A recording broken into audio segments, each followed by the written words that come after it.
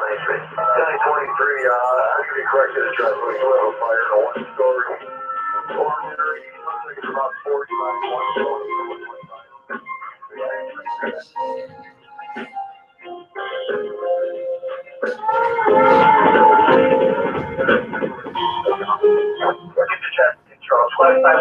Over to 273-273. Over battalion 18 battalion. With a 273-273. Hey, good afternoon. I'm David Conley. It's sort of the first, and then there's the Larry Conley, because it's Larry Conley. Never mind, it's too long an explanation. Let me just say, David Conley, we're broadcasting and doing the show live here at FDIC. Our show is sponsored by 3M and Scott, or 3M Scott. They're together now anyway, and they're sponsoring a lot of the training at various Indianapolis locations, a lot of the hot training. And they also have a giveaway. Their 3M Scott Fire and Safety is putting the power of Scott Sight, hands-free thermal imaging. Those cameras, they're putting them in the hands of end users, and attendees can enter to win a Scott Sight during FDIC. They can enter online via desktop or mobile device at scottsight.com/FDIC. You must be present to win. So, without further ado, let me introduce the host of our show. It's no, wait a minute. You're not. That means you. Yeah, okay. Then, ladies and gentlemen, Mr. Larry Conley. We still haven't got that. No, not yet. Budget. Right. Budget still. Okay, it was our show, ladies and gentlemen, so we'll dispense with the jokes as much as possible, or not. Or not. That makes it fun. Anyway, I think we're the first up the bat here. So we got to set the tone for the rest of the people. We'll be doing this live at FDIC International 2018. Posture, everyone. Yes. So I'm Larry Conley, that's David Conley, and we've been coming to FDIC for a few years now, maybe more than a few, doing our critically acclaimed classes. And so we have David's point man tomorrow for his class, which will be at 8 a.m. to noon, and that's a pre-conference class. David, why don't you tell us a little bit about that? Yeah, it's going to be in Wabash 2, and it's 0 to hero, and it's going to be a really great mix of lecture, and we got some fun and exciting games and illustrations for you, interactive things that you can kind of get involved in. So it's kind of like one of the hot classes, but for your mind and your personal leadership. So it's going to be a lot of fun. People often leave the class feeling, very inspired and energized, and they have a lot of fun. So you don't want to miss it. It's going to be great. A lot of energy in there. So looking forward to it. It's 4 hours of great fun. Mm-hmm. Yeah. And then Wednesday, I'll be taking point on our class. And I think yours is going to be the rescue and the leader side of you. Mm. And on tomorrow, for those who are looking up in the catalog, and I'll be doing the 0 to hero piece. And that will be Wednesday. We'll be doing that at 1:30. 1:30. And Wednesday is always a big. You're in Wabash 1. Yeah, Wabash 1. Wednesday is always kind of a lot of pressure because it's right after, the rah-rah of the opening ceremony. Mm-hmm. And if you haven't been here or you have been here, make sure you make the opening ceremony, because that's where we kick things off. That's where, we kind of send everybody out to the conference fired up to learn and get themselves ready for everything that the conference has to offer, and then be ready to take that back home and make sure that you use it and infuse and affect your department. So it'll continue to make us a better fire service. But however, our little small part in that will be our class that we'll be doing on Wednesday. And like I said, the reason the pressure is because you have to follow, the keynote speaker, and Bobby Halton and all this. And so, people are on this high. And so your class better be on point, because they come to your class like, yeah, Bobby fired me up. I'm ready to go. Yeah, let's do something. You come in and your class is kind of a dud. You're like, yeah. ratings, this sucks, Right, never again. So you got to make sure that what a downer. Who is this guy? So go back to St. Louis with all that. Right. Zero. I didn't see the hero in this class at all. So we're ready to be on point with that. But FDIC is chock full of great classes. I love coming here. It feels like after you work the streets of your particular town, big town, small town, USA, and you worked and you've been up late at night, you've been fighting fires, you've been getting maybe slightly injured, a lot injured, or you've seen death and destruction, or just the normal ills of what we do in our profession. You tend to come here and like, I made it back this year, because a lot of people who were here last year didn't make it back this year.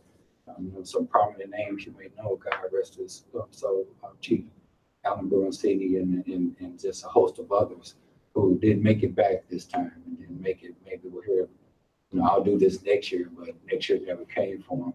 So to me, it's always a kind of a sense of achievement when we go through everything we go through in our profession and we make it back to celebrate what we do, who we are, what we stand for, and make sure that we learn so we can make it back the next year with make sure that we didn't do anything to mess that up. It's just, something that was just our time. But nonetheless, there's always, whenever I hit, I see the Lucas Oil Stadium and the horizon, I'll come down 70 from St. Louis, like, made it back. Oh, where's that truck? Made it back. So it's a whole week of fun and networking, making new friends, reconnecting with old friends, the socials at night. And just always get something, because even though we teach the classes we take and sit in and things we learn just by the little informal, and take advantage of this. If you get the chance to really take advantage of some of the informal meetings that you have in the halls and in the chairs and wherever, take full advantage, because that's where the real nuggets are. You're going to get stuff in class, and we have to make that a certain methodology according to the rules and regs of FDIC. But when you get that raw, like, man, this is something I could really use. Thanks for sharing based on your experience. It's those nuggets that you get in the halls and the accidental places that you didn't plan for. When you sat in your class, you planned to maybe get something out of that based on what you read about the class. But you can't read about the accidental interactions that you have. So make sure you value and take those as well, because at the end of the day, you can't put a price on that. FDIC is pricey, but you can't put a price on that type of networking. No. You're not going to get that. And the good thing about it, these people that we consider rock stars, the people who write the articles, the books, and people that's rock stars in our particular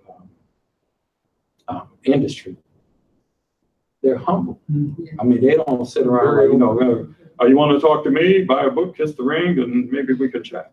So it doesn't work like that. They are willing to sit down and talk and share and all that. And so, because at the end of the day, we're just all firefighters who decided to expand our voice, and hopefully that people receive what we say, and it makes it better. But at the end of the day, if you still, like I am, still doing shift work or whatever, and nobody at my station cares about it. They don't care that you're speaking nationally. You're in Africa and Alaska and all over the United States, and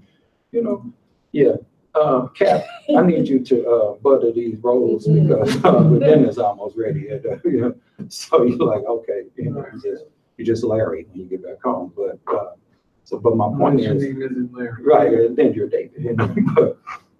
But these people, like I said, who they just expanded, they're still working in the fire service, they still roll up their sleeves doing the dirty work.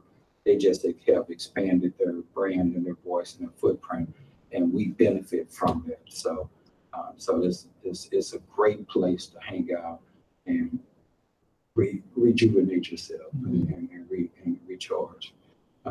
But speaking of recharge and rejuvenating, fit stuff for your mind, things that sort. We're not ignoring this lady right here. if that's how it may look. No, all right.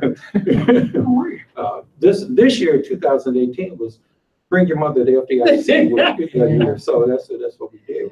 I don't know how many other people's mothers will be walking around. I think there's a hospitality suite somewhere for mothers of firefighters around somewhere, but we did our due diligence in bringing ours. No, but seriously, folks, you hear us on the radio. If you listen to the radio show at all, a lot of the times we'll get inboxes or texts or just responses after the show, and they said, "Man, that was a great topic, good stuff. But your mother is hilarious. Who is this woman?" And they thought we paid some women to kind of boost the ratings of the show or something. Was an option. Right. But we said, no, she's a real mother for you. Yeah. And so that was our mother. And so she's become part of the brand. But she's not part of the brand because she birthed us in the world and we developed the brand, and she's trying to take credit for that brand. No, that's not what it is. That's just, we have attorneys. We can't talk all about that. We can't talk about any of that. Right. But she has her own brand, and that's what makes this a great addition to what we do, because what we're talking about is all kind of in the same family of better self-care. And if you realize that the trend, and I don't even want to call it the trend, because trends sound like something that's going to go, and then one day it's going to drop off. This should be part of the DNA. And just like we have high classes, great high classes today where people are physically doing stuff, we want to make sure that mentally you're just as proficient as you are with your hands. So that's kind of the journey that we're on, our mission, our voice, and that's why we do Rescue and the Leader Inside of You. That's why we do Zero to Hero. That's why we do a few programs in our brand of the LDC Glue series. But outside of the brand, but still in the same family, is what my mother deals with. And my mother's been a life coach for over 20 years and a retired nurse, and her program that she's presenting this year, Fit to Fight, Improve Self-Care Through Better Behavioral Health. This class, and we've seen it and seen her work it, not necessarily pull it together in this format, but now this is going to be unique format because you guys are getting the maiden voyage of this, and it's a great program from what we've been able to see that she's put together. She's the brainchild behind everything, and not just the brain of the child. So you see what I did there? It was a stretch, but I thought I'll try it. But seriously, but when I think about the program, and we're going to have her talk the rest of the 42 minutes we have done. When I think of the program, and you can comment on this too, Dave. It's kind of the life lesson stuff that we were kind of infused with growing up. No, I agree with that. Without the whoopings. Yeah, right. The beatings. No, statute. That's also in the court. Right. He doesn't. You will learn right. Right. But my point is, it's a real common sense approach to understanding that sometimes we chase things. We chase, the success of being a good firefighter. We chase all these peripheral things, and then we're eroding and losing ourselves inside. Yes. And then so when you crash in the intersection of who I am as a character and what my image and profession is, and it clashes in the intersection. That's why you find a lot of things with firefighter suicides is higher than firefighters getting killed within a given year. And that's backed by the National Fallen Firefighters Association. To where that's deep to think about. So if you find yourself, that people end up your profession where people end up with a gun in their hand or too much to drink or broken relationships and things like that, we don't want to lose who you are to serve the people that we serve. And then one of the things that we talk about too is that, how can you, the bravado is, man, if Mrs. Smith is trapped in that building, we're going to get her. We don't matter. That's what the citizens expect. That's what we're going to do. I'll lay my life on the line for Mrs. Smith, who I don't even know. Good. That's what we're supposed to, that's what we're sworn to do. However, in the meantime, if your name is Billy Smith, then you don't care about yourself. Yeah. So you ain't on your A game to go help Mrs. Smith. And that's not a good thing. Miss Smith wants 18 kind of people come together. And if Miss Smith can't get 18 people to come together because you didn't take care of business here. And so there's nothing wrong with self-care. Equipment in there to save you. Yeah, yeah. And You know. expecting that, you're going to do a quality job with broken equipment, Exactly. and faulty gear. Yeah. It's the same thing. Yeah. It's not looked at. So any class you could take this year, on top of all the naturally exciting classes that are real sexy and firefighters love to take, and let's do it on the, do the aggressive firefighting, let's do the, the whatever, whatever all of that sexiness is, do that, because that has its place as well. But don't skip on doing things that's going to constantly build you from the inside out, because at the end of the day, if you want a quality career, and then you want quality during your career, and hopefully after your career, you got a few years left to have some quality.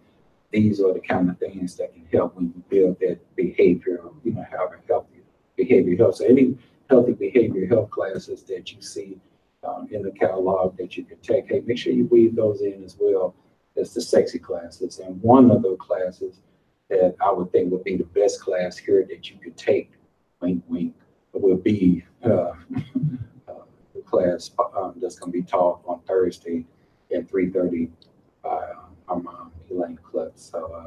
So with that, we want to kind of, get you to, kind of talk about the class and talk about, what was the inspiration and why do you think it's relevant to not just firefighters, but human beings, period. And let everybody know that we are not adopted. We are. Let's get that clear. Right. So, Ladies and gentlemen, Elaine Clark. right. I want to begin by saying I did the Did best I could Mhm. with these two. And I don't know why my class is not sexy, but everybody else said, sexiness was part of it. So never mind. Put that. No, but anyway. But seriously though, having been a registered nurse for quite a long time and been impacted by emergence and working in the emergency room and intensive care units, as well as on the floor, nursing homes, there have been different occasions where things to this day, patients that I've taken care of, situations that I encountered, really impacted how I think. And it would take me a while sometimes to, prepare myself to even continue my profession because of some real traumatic situations. I remember once I had a patient in ICU, and to this day I can see her.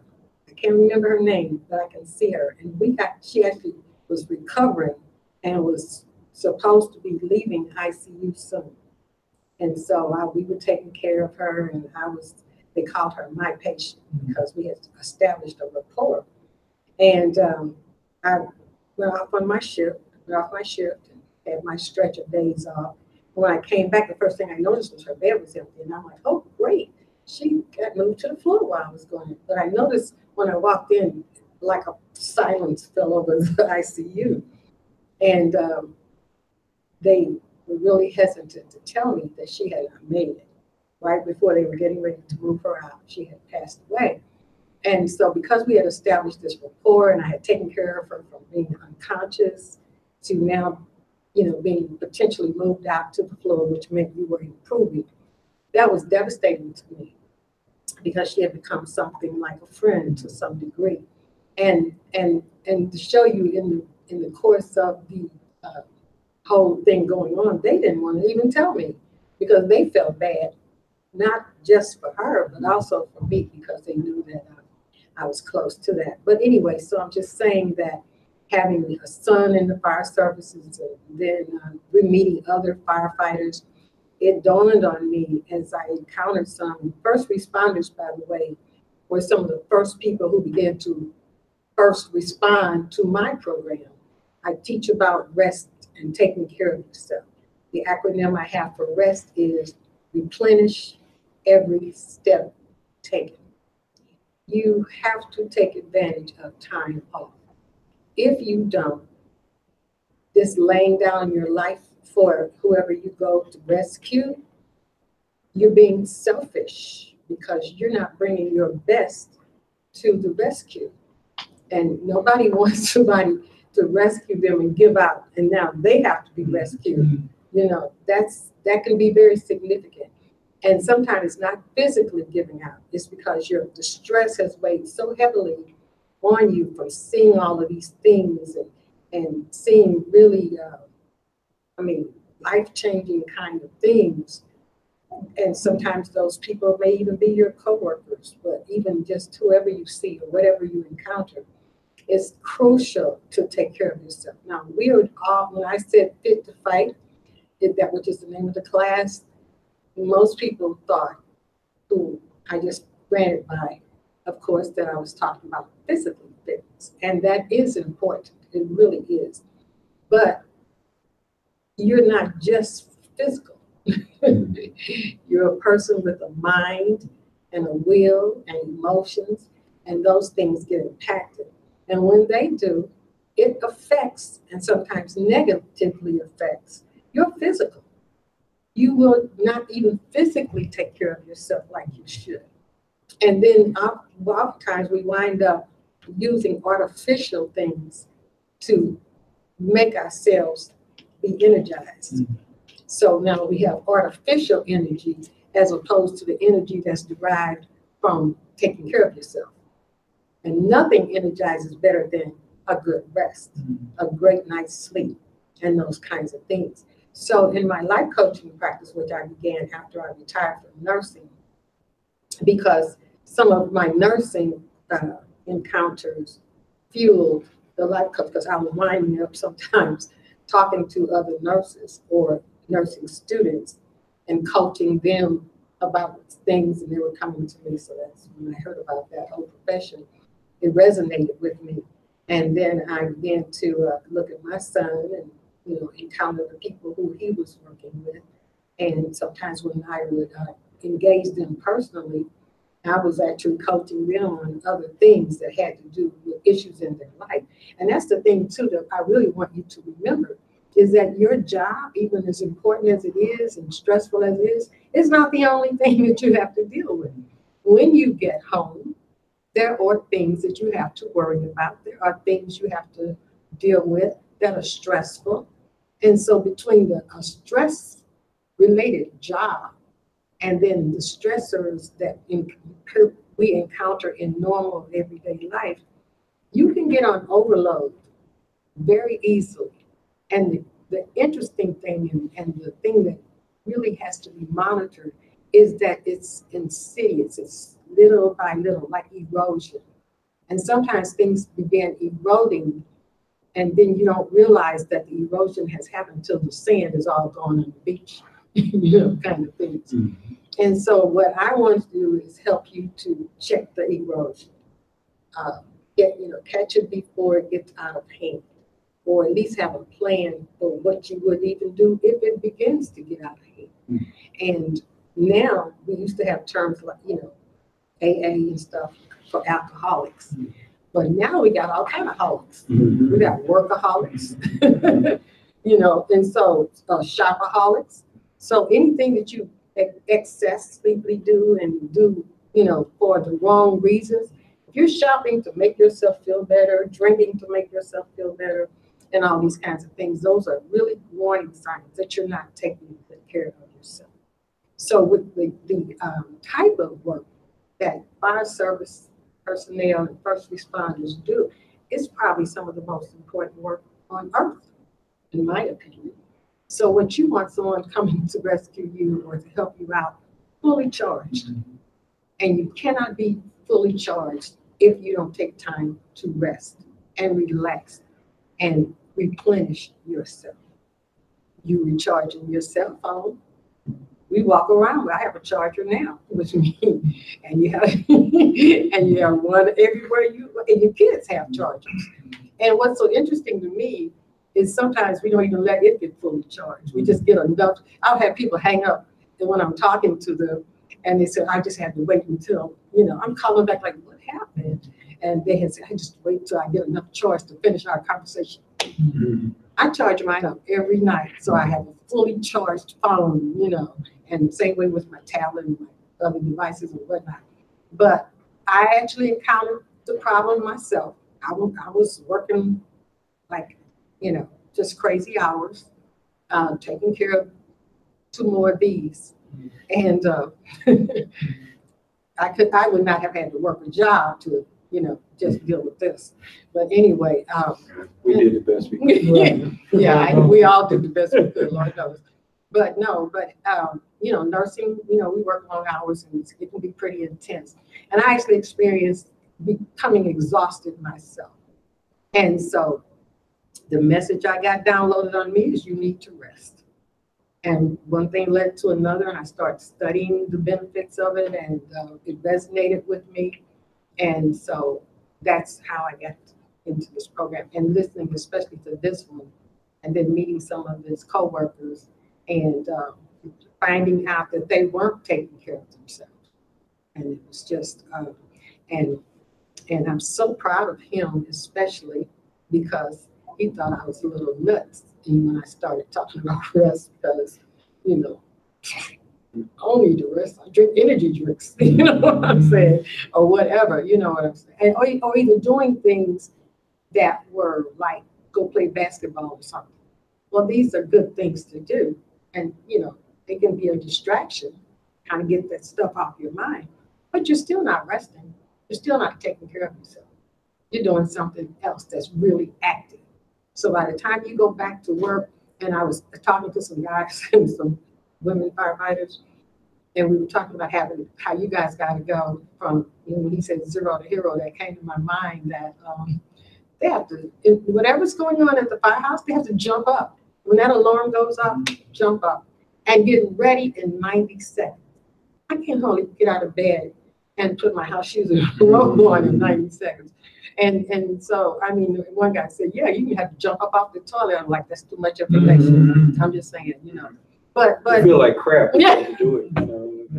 You see, because of crap hit the fan. Right. That's when you really got it. Right. I have nothing to do with this. It's all after they got caught. Okay, I'm just letting you guys know. But no, I'm usually if I wasn't on TV or whatever we're doing, I'd be right into that. But yeah, but that alone is stressful. And I was on another talk show that we were doing. A chief was on there, and he was talking about some kind of a tire that they were doing a research project on, where they were monitoring the firefighters, their heart rate and that kind of thing, blood pressure as well. And they found out that when they are on the scene of a situation, the heart rate goes up to like a marathon runner would be if you were monitoring them. And I was like, amazing. And then when he talked about the suicide thing, so we got to do something about it. This is crazy with the whole suicide rate going up. I never really heard too much about first responders as I was growing up and coming along in my profession, suicide being that big of a problem. So that shows you that some kind of erosion is happening in this particular industry, and it's not good, and we need to do something about it. My contribution is to help show you how to take care of yourself. It helps your physical, it helps you make better decisions. We just had this situation where this young guy was suffocated when he got trapped in his SUV, and the mindset was, oh, he must be, it's probably a prank. But you can't assume things like that. But when you're coming to work and you're already tired, the last thing off some crazy kid is probably just playing a joke. And Larry has told me about what you guys call frequent flyers. And These are people who call you all the time. You have to, respond when you get there, nothing is wrong. But one time they had a frequent flyer, they got there, something was wrong. So you can't assume that. But if you're already tired and exhausted, you start trying to cut corners, you're trying to, you might not even be thinking clearly, because lack of proper rest, and proper rest is the key word, it affects you totally, the total person. So we can't be just concerned about the physical, because the physical is not all approved for.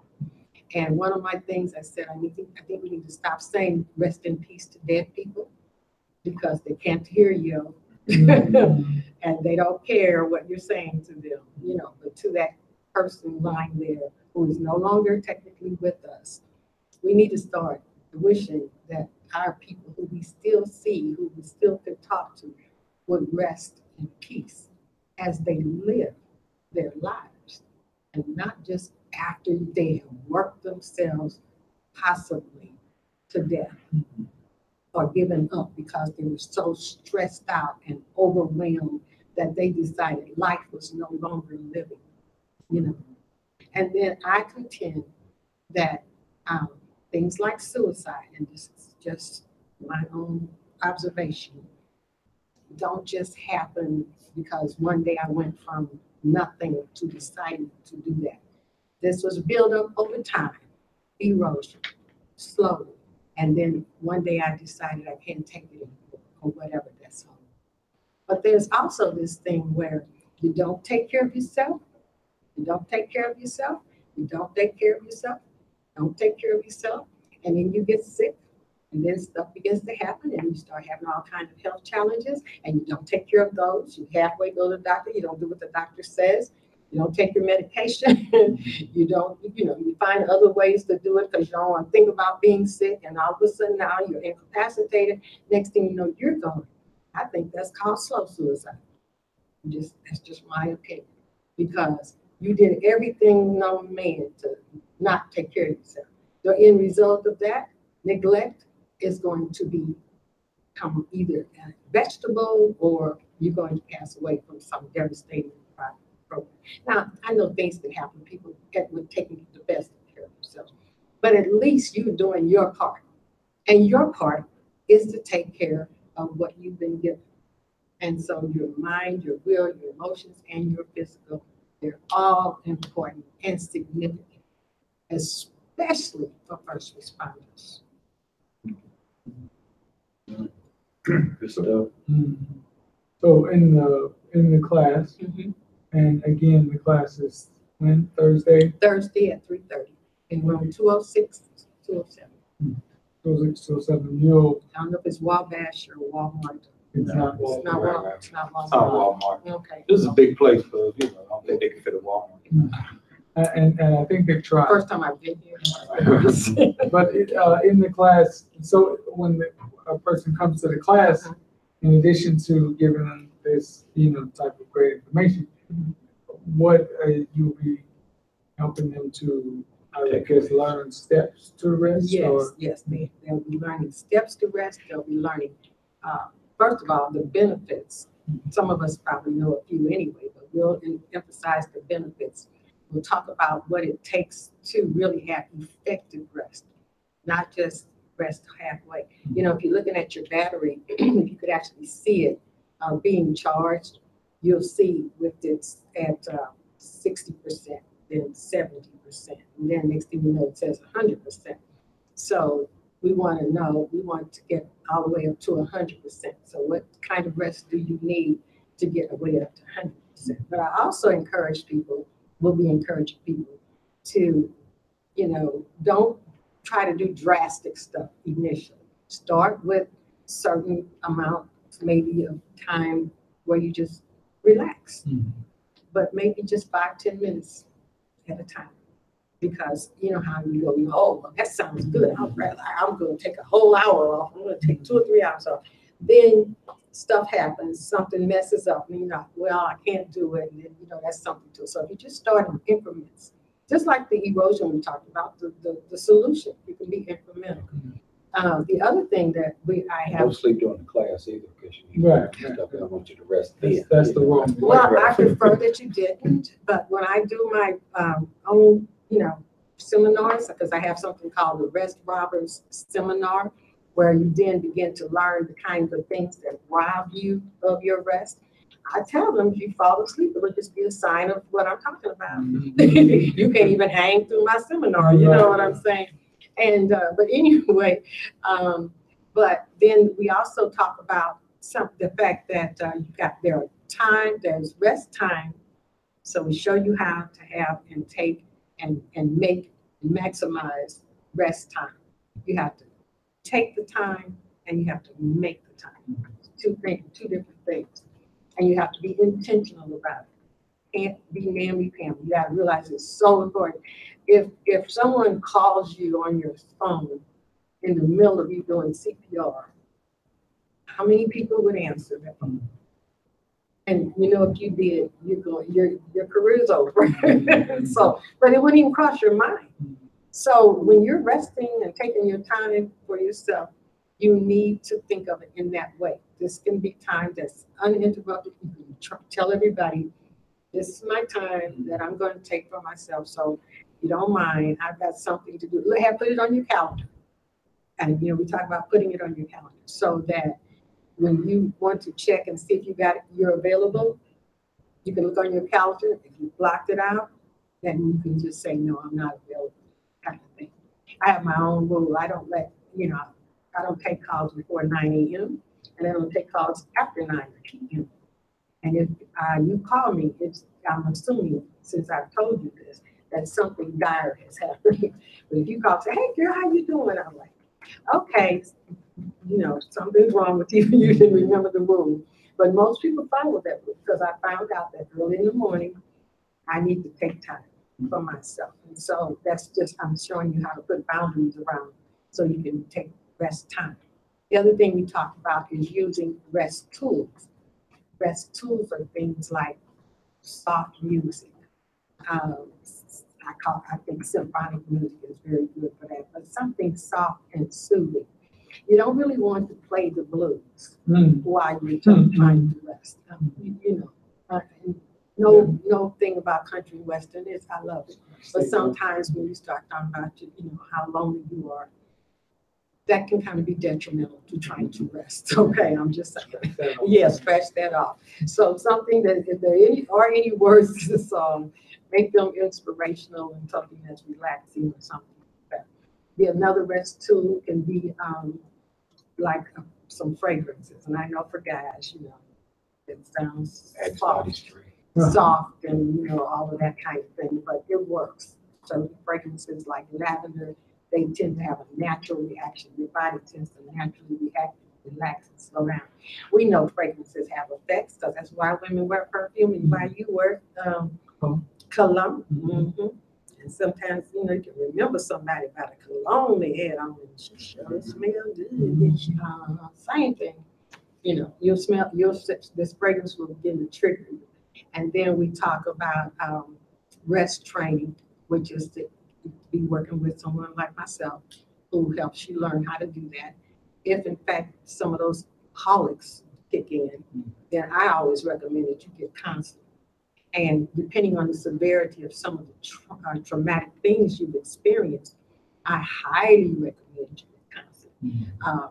When they came up with the post-traumatic stress disorders condition, it was only talked about in terms of military, people who were coming back from wars. Well, you guys have a military model, but my point is, if it traumatized you, then you might just be suffering from some post-traumatic stress. And that can apply to anyone, but especially in a profession where trauma is what y'all, what you do. It's what you encounter almost all the time. And so, and that's in addition to traumas that can pop up in your life. Your life doesn't stop just because you had a day where you put out a whole lot of fires. You come home and there's a fire at your house. It may not be a physical fire, but something could have, really blazed up you know. And then we talk about the fire load and fire point, flash point. It's something you guys know about as far as your profession is concerned. But those fire points can be personal. Fire loads can be personal. And we talk about how flash point can, you know, affect you personally inside, not just from what you've been taught in the technical. So that's rest time, rest tools, and rest training. So we're not just going to tell you that you need to rest. We're actually going to be showing you through those 3 ways how to do this thing effectively. I was going to say, you brought up a lot of good points, which directly and indirectly you've been telling me for years. And a lot of it is still in the learning curve of it because our culture dictates that, you know, we work. But the overall mentality is like, I remember you addressed this one time years ago when you said, so what are you doing your day off? And I had like this whole laundry list of stuff I did on my 4 days off. But we work a day off a day, work a day off a day, then we off for 4 days. So you said, wow, you know, the good thing about being a firefighter, you don't have to work like 10 days a month average and 100 days a year. You got plenty of time to, you know, rest or whatever. But what you don't realize a lot of times, like I said, insidiously, is that, you know, you add one little thing, then you add another thing. Then the next thing you know, your days off are just as heavy as your days at the firehouse. So you get insidiously fooled by that paradigm. And here's what I mean by that. At the firehouse, we work, our particular department works a 24-hour shift. Some people have 48 on different variances, but overall, there are beds in most firehouses. So it gives, and especially the people who got to pay your salary and government officials, sometimes they battle with that. Well, you guys got beds, you sleep all the time. And it gives the illusion that, you know, all we do is sleep, and every so often we might get up to help somebody, but for the most part, we're sleeping, you know. But that's not the case. We're paid to be on watch. And even though you might be at the firehouse, you kind of sleeping with one eye open, you're doing your job right. Because you can't get into deep 17th realm sleep that you can't come out of when the bell hits, you know, like, oh, did I miss something? We had a fire, really? Boy, I must have really out of it. That ain't how that works. You won't be sleeping there for long with that type of mentality. But the point I'm trying to make is that, so I always tell people, you know, I sleep at the firehouse, but I rest at home. Because at home, it's like, unless something weird happens, I'm comfortable. I'm secure here, but at work, I'm always resting with the self-conscious that I can get up at any time. So you don't truly rest at work. You may sleep, but you don't rest at work. If you build your days off with stuff that wears you out then, not to mention just came off your shift, and no matter how busy you are or how much quote unquote rest you did get, it's still not complete. Then you take this incomplete rest to the stuff you do on your day off. You pile that up. Some of the things you might do that rest can help you realize is that maybe if I don't set boundaries, then I don't put myself in a position. For instance, I'm not going to buy the 2 boats and the Porsche and all this that I probably can't afford, because now I got to work my butt off on my day off in conjunction with my fire department job, and I'm depleting rest in all these aspects. So my quality of life is eroding. What she used to say is they give you 4 days off for a reason. Or they give you however many days off, you get days off for a reason. That don't necessarily mean sleep all day. I mean, because we live in an economy that a lot of times, you know, depending on your family dynamic, your debt, whatever you have to do, yes, having another job is a good idea. You know, it's responsible. But if we don't have a mentality of where to put the brakes on stuff to make sure that the goose that lays the golden egg is ready for Mrs. Smith and is ready for the responsibilities of your family and is ready for the longevity, then you're going to punch yourself into a corner to where things like suicide come to your head or things like that. Because just like I tell people all the time when we talk on this subject, people go, well, we're all got to die. I'm not afraid of dying.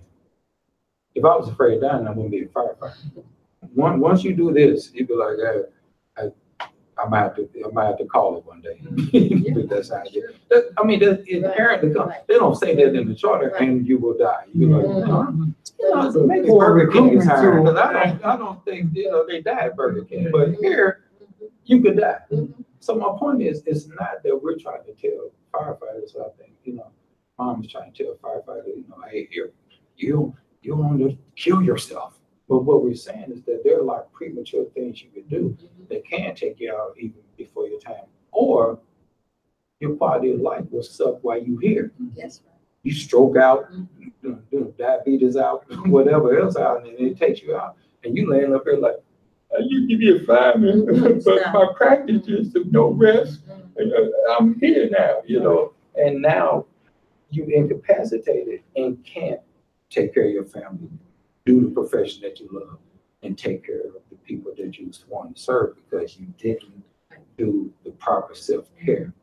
So like I said, even though dying is on the table for everybody, because somebody gets out earth alive, but how long can I continue to feed? Just like if you're an athlete, we're industrial athletes, I like that term, but an athlete understands. For instance, when you look at people like Tom Brady and LeBron James, and let's just talk about from an athletic, not taking away from the mental, but from an athletic standpoint, the longevity of their careers, Tom Brady is in the 40s now and one of the roughest sports in the world. LeBron James is in his 15th year. But they, at this age, they still playing at optimum level. They go into Super Bowls often and finals often. But if you really said, let's sit down, let's talk. But how do you keep going? I bet they have a serious discipline regimen that keeps them going, that keeps their quality of life, so they can keep on producing what they do for a living. But we don't always think as well as they do. We on the third pork chop sandwich, the seventh beer, and we don't do anything mentally, that we don't rest enough and all that kind of stuff. I'll sleep when I'm dead. So we have to be careful about being in the business of destroying ourselves, but then carrying the banner of I will die for you, because you look like you're gonna die for yourself before you die for me, And it's not even a matter of having a fear of death more than it's you taking an oath to be effective for people. And you're compromising that effectiveness, that what we used to call in the Army, readiness. You're compromising that readiness by the decisions you make. Right. So it's sort of like, you train yourself to either be effective, or you train yourself to be ineffective. And it comes down to being as simple as that. And your constant, consistent, decisions is training, whether you want to look at it like that or not. If you want to train yourself, when you go out to do your practical training, you're doing that over and over again, because these are the types of situations you encounter. When you encounter those situations, that training kicks in, and it's like second nature to do it as you do well. That's the same thing. You start training yourself unconsciously to do these unhealthy habits. I mean, you're gonna get that result. Right, exactly. You're gonna speed toward that result.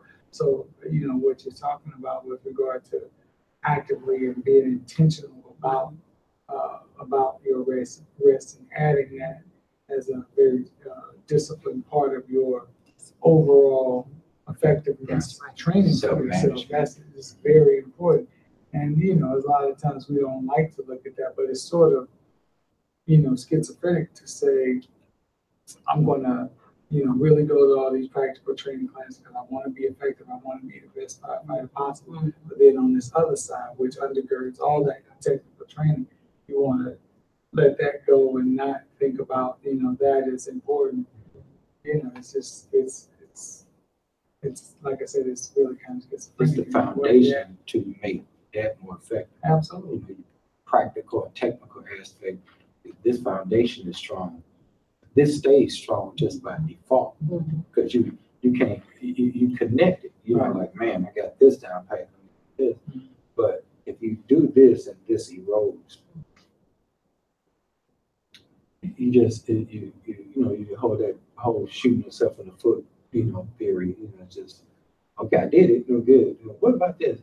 Now I'll get to that. But this is killing you. And whatever, but I'll get to it. So you got to be careful with, you know, where you place that. And I don't want to get into the battle of like one being better than another, well, like that. But if nothing else, it has to be at least equal footing. At least that. You know, I think the edge still is that we take care of this. This will take care of everything. But my point is, if we're going to have some kind of bargaining about it, at least let it be equal footing, because they give you these days off for a reason. We work a 24-hour at the ready shift, at the ready, no matter what you, like you said, that's the true statement. If you're on the toilet, you be like, I got to go. No, we have to go to the fire. So you got to make sure that you're at the ready. And when I've been doing this 26 years now, so 26 years, I've lost, I count how many times the income, not the toilet, but as lots of the older I get, don't get more stuff all the time. It's too free. But anyway, that's another show. But that show is sponsored by Modi. No, but what I'm saying is that you have to, but you got to be, no matter what's going on. And so for you to, and realize this is just like you said, the whole thing about being on the scene about the marathon is there's also, I can't remember the exact numbers, but the gist of it is that when you're sleeping and you go from sleep to bail to dress to down the pole to in the turnout gear to in the fire apparatus to the fire, and then less than 10, you was chilling, you were out, and you go from out to crawling down the hall of a burning building, possibly pulling somebody out. Your heart is like, hey, I ain't up here. What are we doing here? Oh, so you want to eat pork chops all night? Well, I'll tell you what, you know, I'm going to check out right about now. That's when you pull Miss Smith out. But all this training, I know how to pull people out. I know how to tie the fancy rope, you know, but I'm dead because, you know, or we had this tragically happen to us this past 4th of July last year. Had a fire captain, very beloved fire captain on the St. Louis Fire Department. Came out, we ran our butt off 4th of July. I mean, it was like, you even think about going back toward the engine, like, boo, boo, no, truck 13, you need to, like, oh, you know. So, but everybody in the city was running like that. We ran practically the whole, you know, the last part of the shift. But he came out, wasn't feeling good, looked weird to one of the paramedics. They checked him out, took him, and like say, you know, he passed away. Passed away because after the fact, you know, he was, you know, and so my point is that you know, these things can happen in the fire. It can happen after the fire because that's the stress that we deal with. You know, that particular stress going from. And like you said, that's bad enough if that's the only stress you deal with. Yes. You know what I mean? But is that stress on top? That's a cumulative. Yes.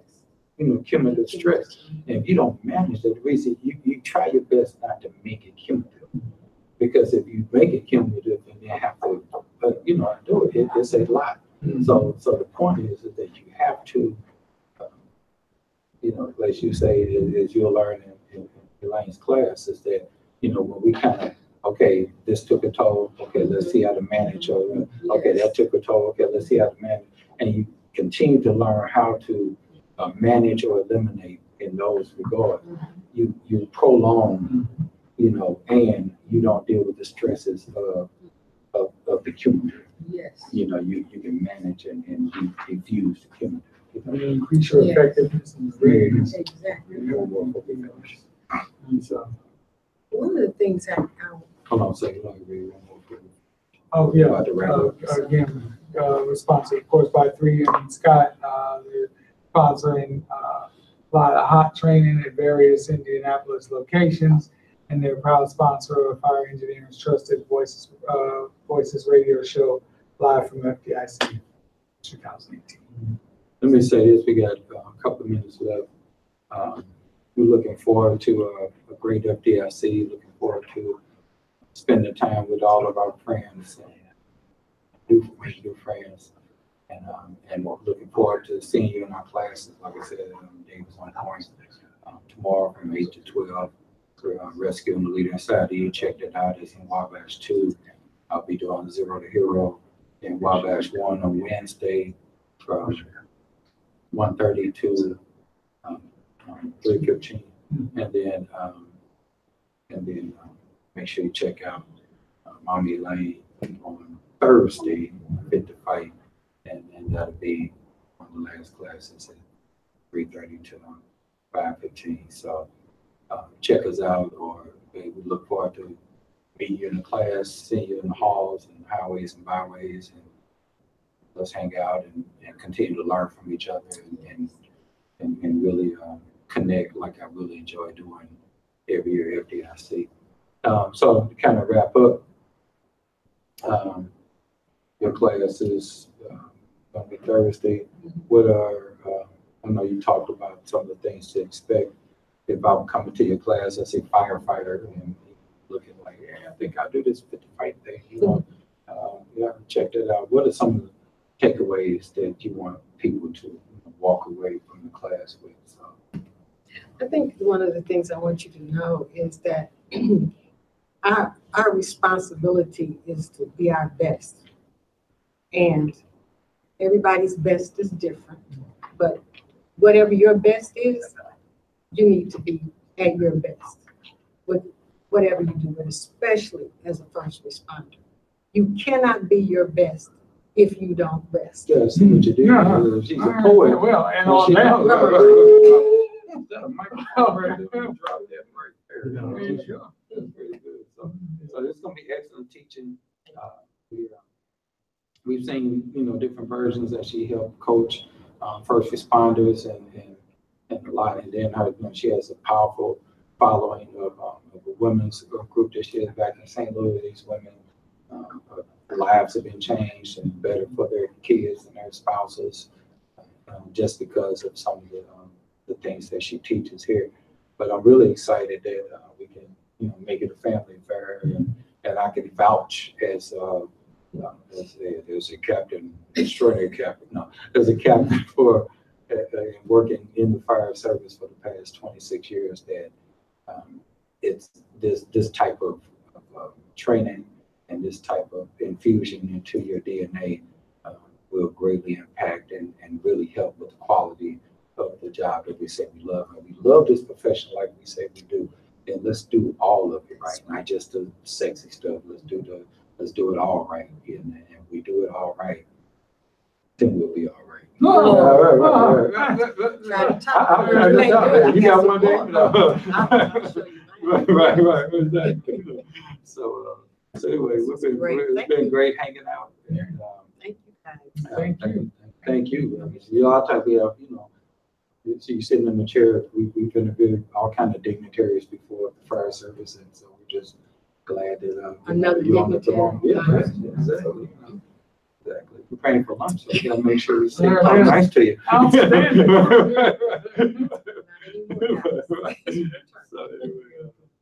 So anyway, thanks for hanging out with us today. Larry County Radio Show. Our next show is gonna be May 7th, and so it'll be a special guest to be announced. But until then, have a great FDIC and be safe and work hard and make sure that you're healthy enough to get back here for next year with FDIC as well. So it's a wrap.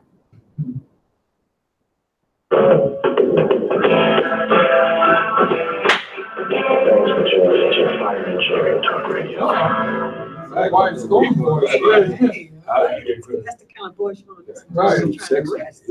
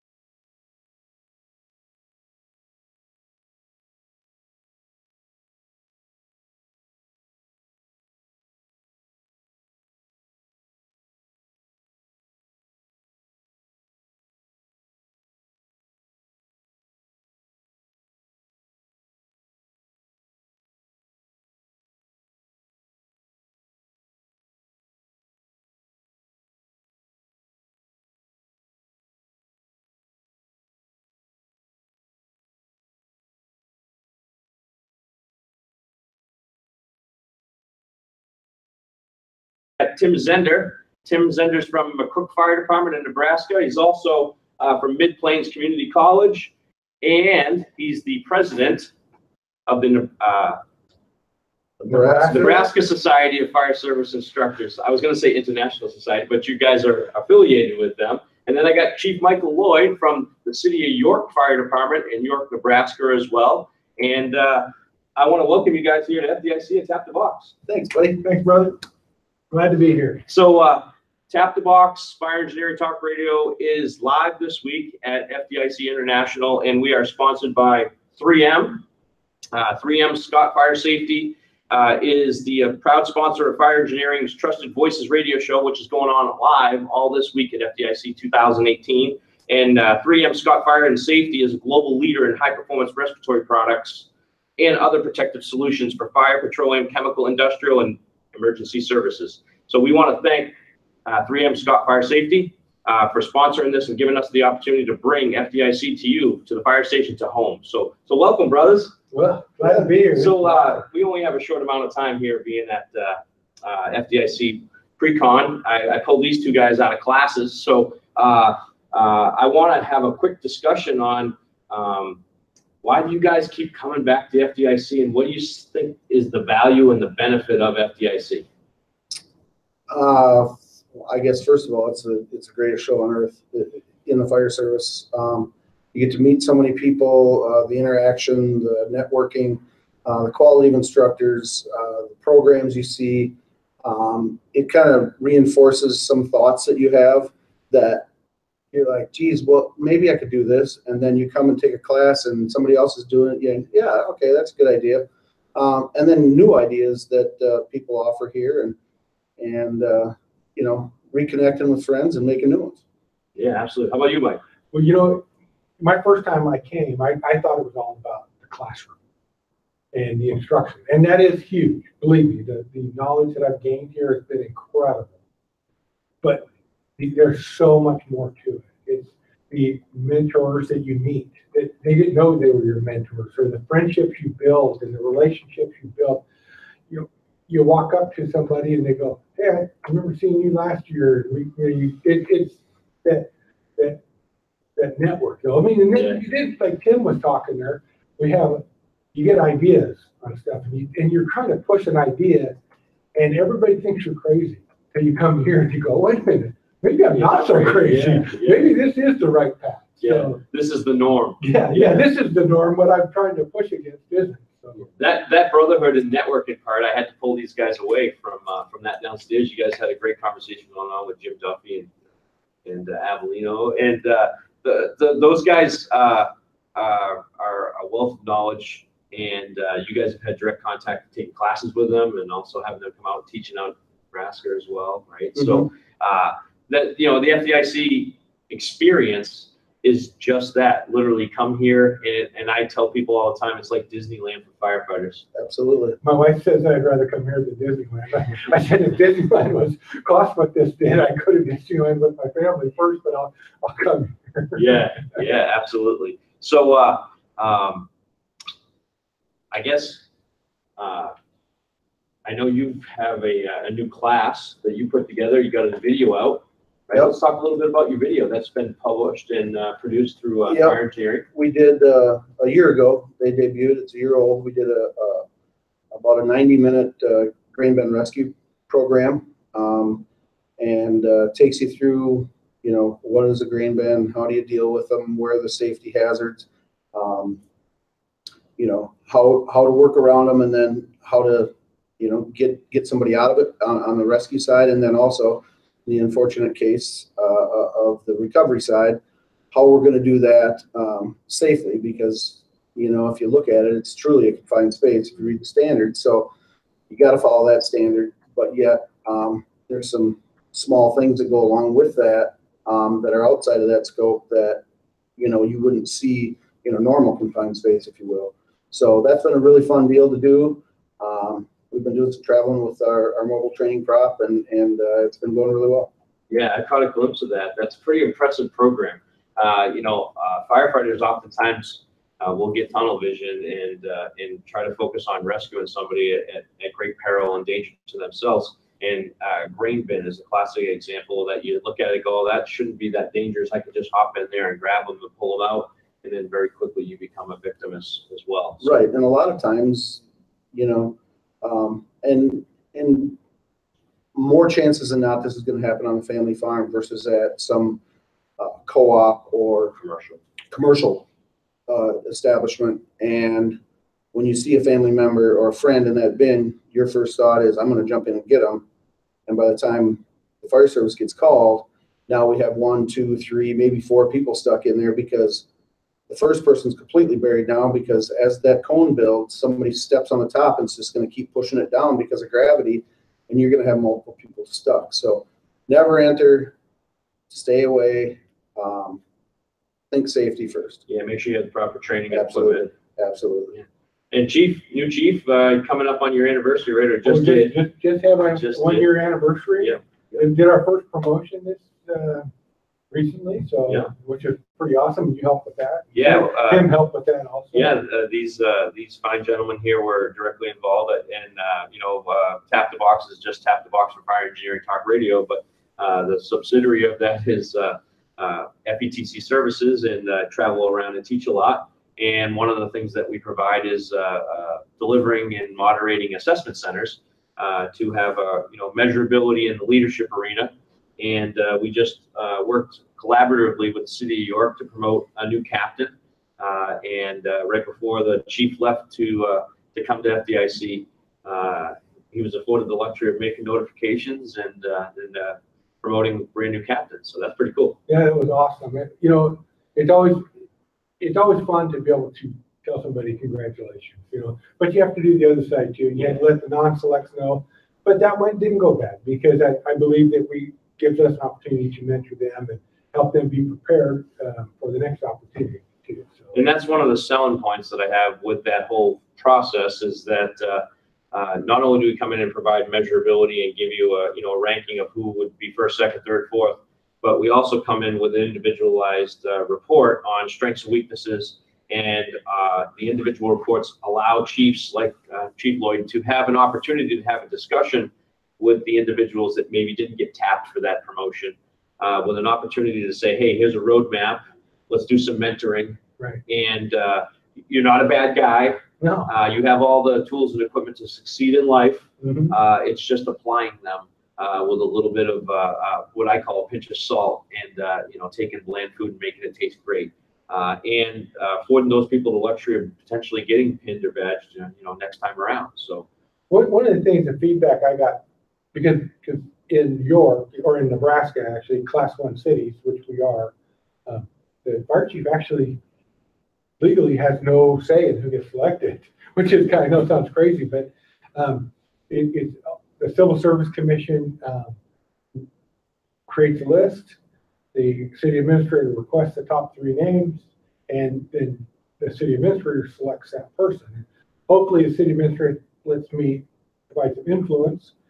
But in this case, when we did this assessment center, the Civil Service Commission was elbow deep in it. The city administrator was elbow deep in it. So he saw the process all the way through, which was really, really great. And when we finished all up, the Civil Service Commission said this is the only way we should ever do promotions, because they were able to see the benefit of where a written test and an interview, you only see one dimension. yeah, Whereas with the assessment center, you put the stress dimension on there, and you see multiple facets of them.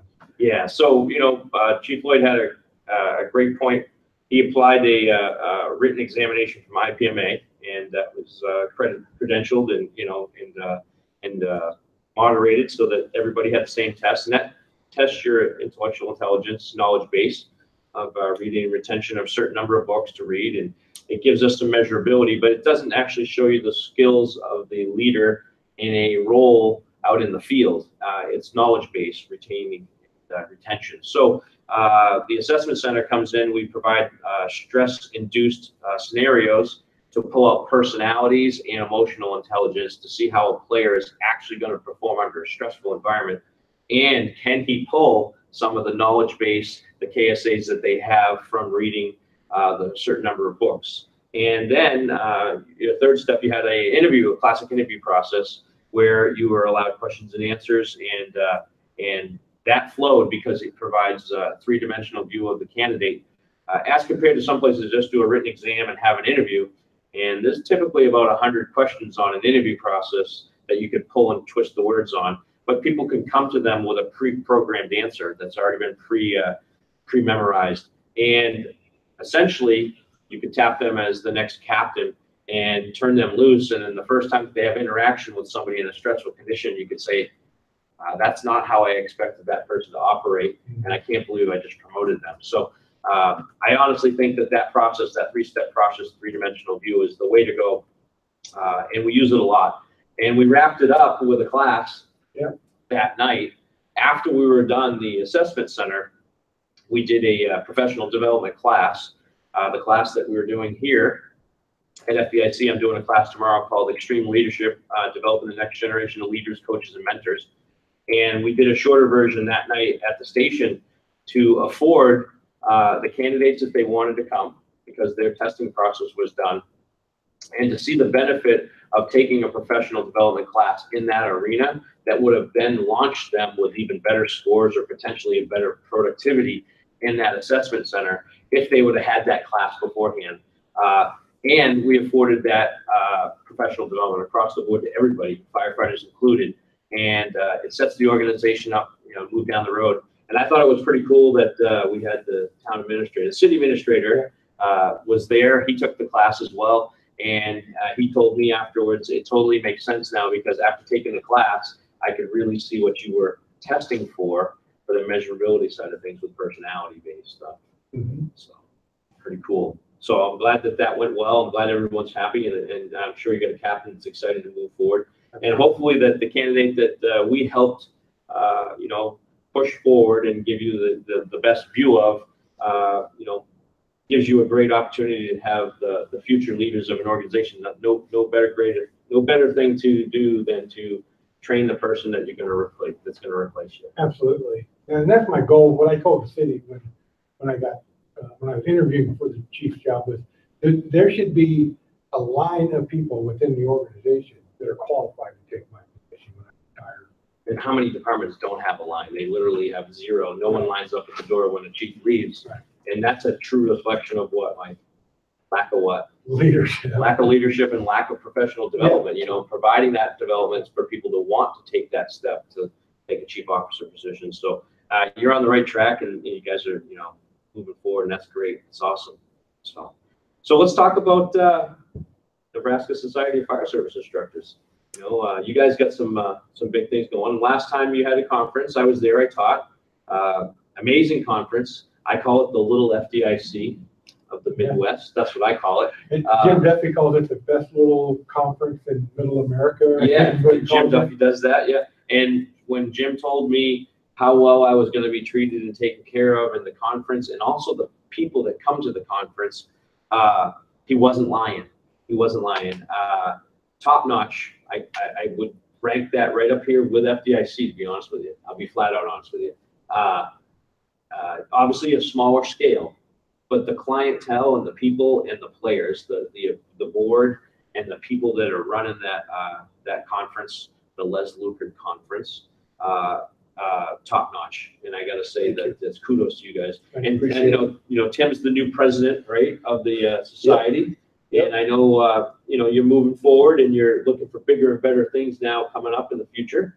Les Lucard conference is coming to back in February again. Yep. February 1st, 2nd, and 3rd. 1st, 2nd, and 3rd. And 2019. You're going to bring some hitters again. Yep, absolutely. So, this platform to talk about the conference, what your plans are, what's a vision of the future of the society? Well, part of the problem, and it's a problem, I guess, with being in Nebraska is the fact that it's a lot of little towns, and all the towns and cities are driven by agriculture and farming and ranching side. Those folks right now are in the middle of calving season. They're starting to put crops in the ground, and their budgets don't afford them to come to a place like this. So one of the visions of this group is, why not bring some of FDIC or some of those, big hitters, as you said, or top-notch national folks, instructors, to us. And if we can bring 3-4 a year and then also highlight the talent we have in Nebraska, which there's been a number of instructors from Nebraska who have presented here, to have a good mix of the two. So those folks have the opportunity to see them without the travel and everything else. That's kind of the vision, and we want to get it bigger to the point that, you know, there's a really nice convention center there that we would like to eventually have to use for a vendor area, get more trucks, put it in their backyard so they don't have to travel. Yeah, you can't beat that. You know, you ask a fire chief to send a couple people off to a national conference. There's a lot of investments in that, and only a couple people get to see it. Right. But if you guys can host one, keep the cost fairly low, Yep. and have it locally, so that there's no lost time, no travel expenses, and that you can, you know, truck back home. There's no better way to probably tap into 6 or a dozen or maybe even more per department that could come on the cost of traveling, you know, nationally to a distant place. So, and kudos to you in that, you know, the facility there has room to expand. Yep, and I think you guys are on the right track. Some good marketing. I think you guys could make that easily double, you know, down the road in the future. Well, and that's kind of the thing, you know, when you're putting a conference together and you're working on new numbers, and oh geez, this would be a great number, you know. You don't want to get too big because then you can't handle it, right? And then it turns into something bad. So, you know, if we could get some, you know, I think, Mike, our numbers we've talked about, that 300 mark as far as attendees would be absolutely spectacular. We're over halfway there in years past. Yep. It's just about getting the word out and saying, hey, you know, look at what we're putting in front of you. Look at what you're going to be able to take home. You know, our motto is share the knowledge, and that's what we're trying to do. Each one of us has had a mentor, and I go back to this, and we have multiple mentors, but I had a guy as a young kid that said, never forget. He said, and it goes right along with training your replacement, but you don't pay anything back, you pay it forward. And this is a way we can pay that forward to the next generation. And those new folks coming in saying, hey, look, these are real people. These are the guys who write the books. They're the guys that do the videos. They're the guys that are in the mix every day, and we're putting them in your backyard. This is a way that we can say, hey, come meet these guys. And you know what? And all three of us will attest to the fact that you could pick up your phone right now and call any one of them and they'd answer, unless they're teaching downstairs. Right. And say, hey, what can I do to help you? Right. And so that's a great part about being able to bring guys in and spread their word and help change some of these departments. Been a volunteer for 28 years, paid on call, whatever you want to call it. And, you know, was a fire chief in Minnesota, understand budgets. And the closer you can get to training and the better it can be, the better off these little communities are. And that's always one of my focuses is how can we help the little guy? And nothing bad with the big guys, but how can I help the little guy get to see some of this stuff? Because I know there's towns out there that ask me all the time, hey, what was FDIC like? What's this like? Well, guess what? We're bringing some of these guys to Nebraska, and you can go see them, and it's only a 2-hour drive. Yeah, site specific too. You know, when you bring it to locally to your area, the more patrons that get to experience that, the more that knowledge gets filtered back versus just 1 or 2 people that get it. And I started out my career, you know, a long time ago too, just like you guys.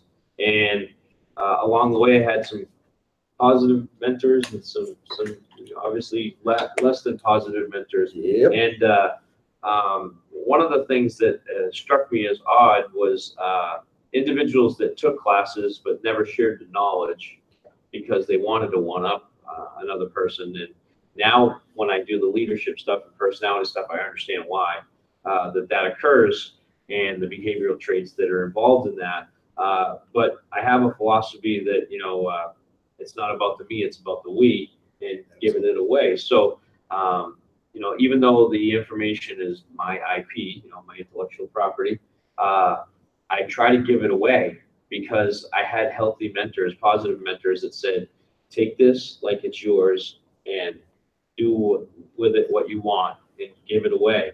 And that's the only way the world's going to get better. Right. So I often do the same thing when I'm delivering a class.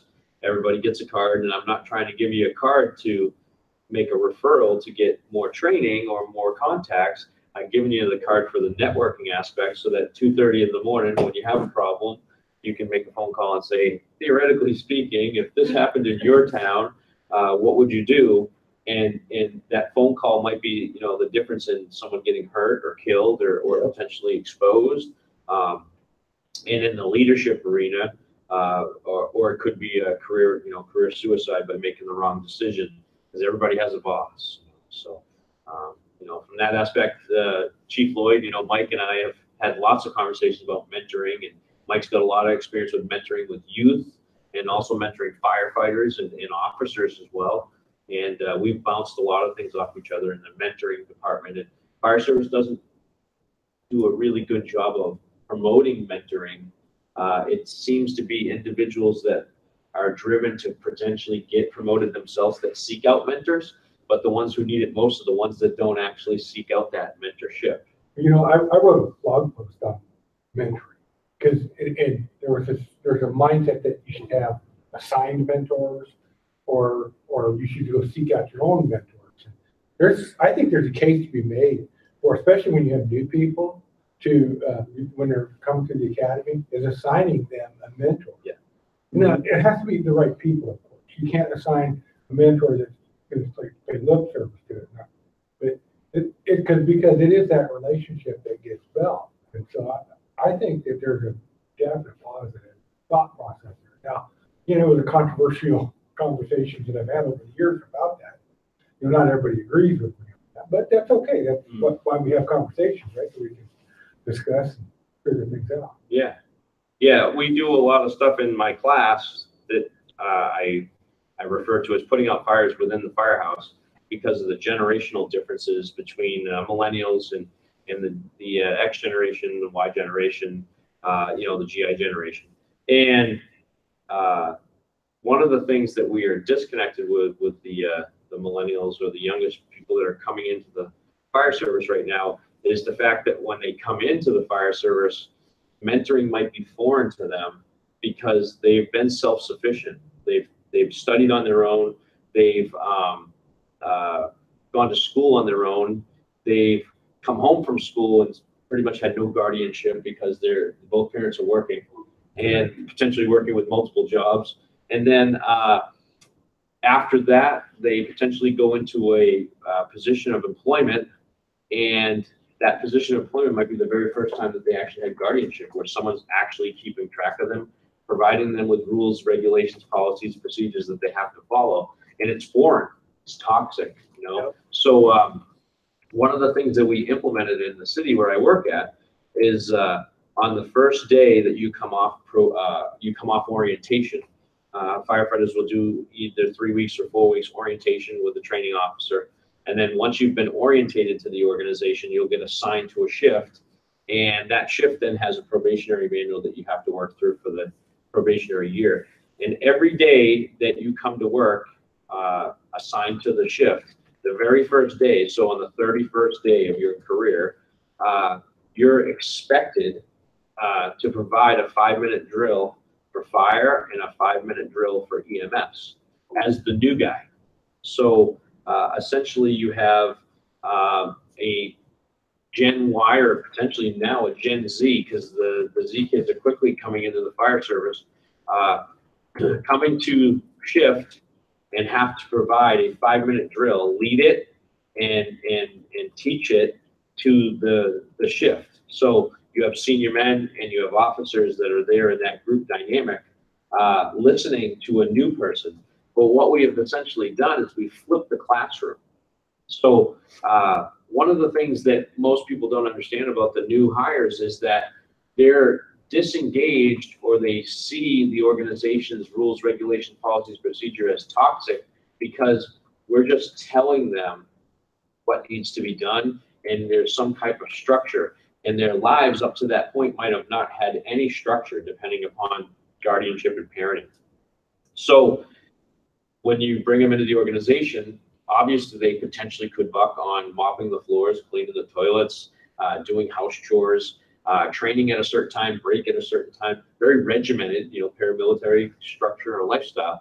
And it's the first time they've been exposed to it. So what we've done is we still have those regimented things, but we flipped the classroom so that on the first day, they have to provide a 5-minute drill on fire. And it could be anything that they know thoroughly. And it could be from their PPE, it could be about the SCBA, but something that's expected of their job, their position in the organization, and they have to provide a 5-minute drill on it. And they lead the class.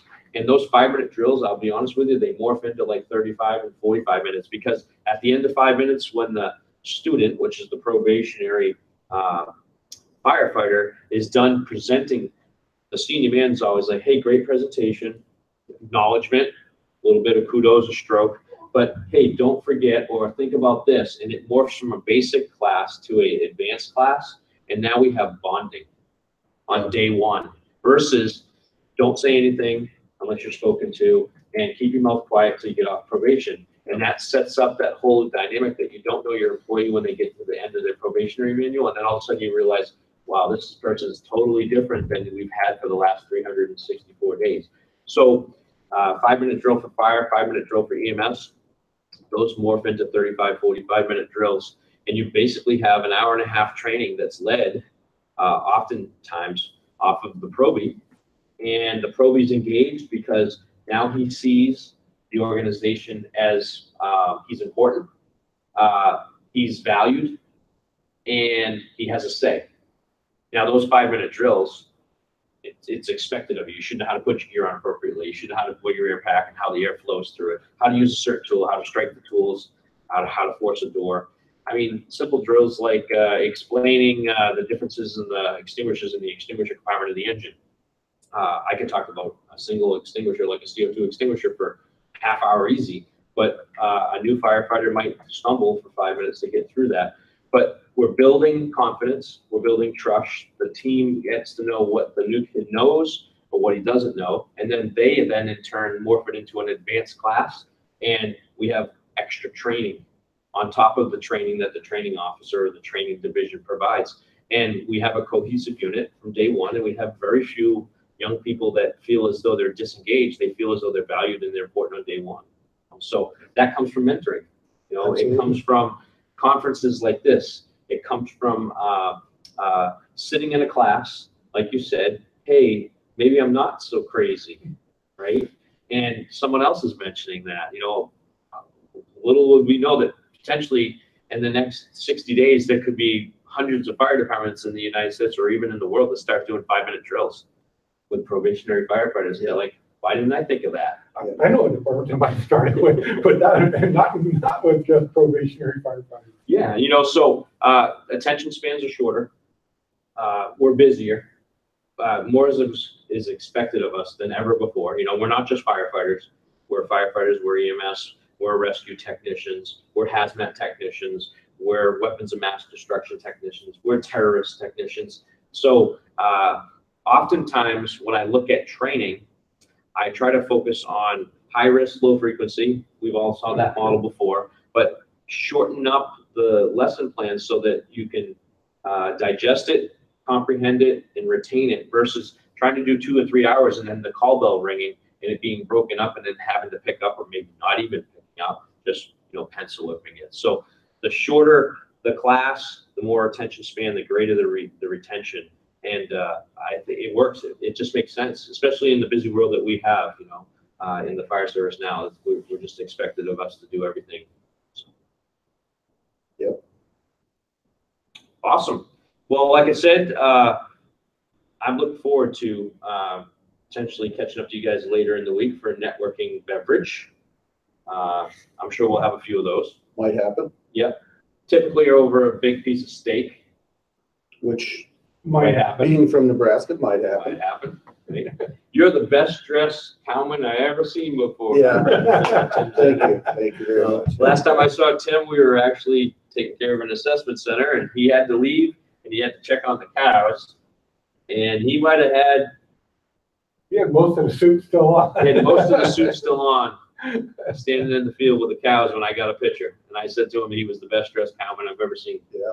No. Yeah, But well, that's dedication right there. helping friends out when they can't be there. Yeah, you got to take care of business. Absolutely. Right. That's part of the networking and the brotherhood part. So I'd just like to say once again, thanks to Scott, 3M Scott Fire Safety for sponsoring this week's Trusted Voices slot for the live talk radio.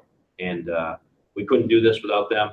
And Scott Nelson, everybody that's here, Peter Picrol, all the people that are involved on the backside of this blog talk radio and live TV at FDIC, which is pretty cool. It gives us an opportunity to put a face to the voice, but also it gives us a medium.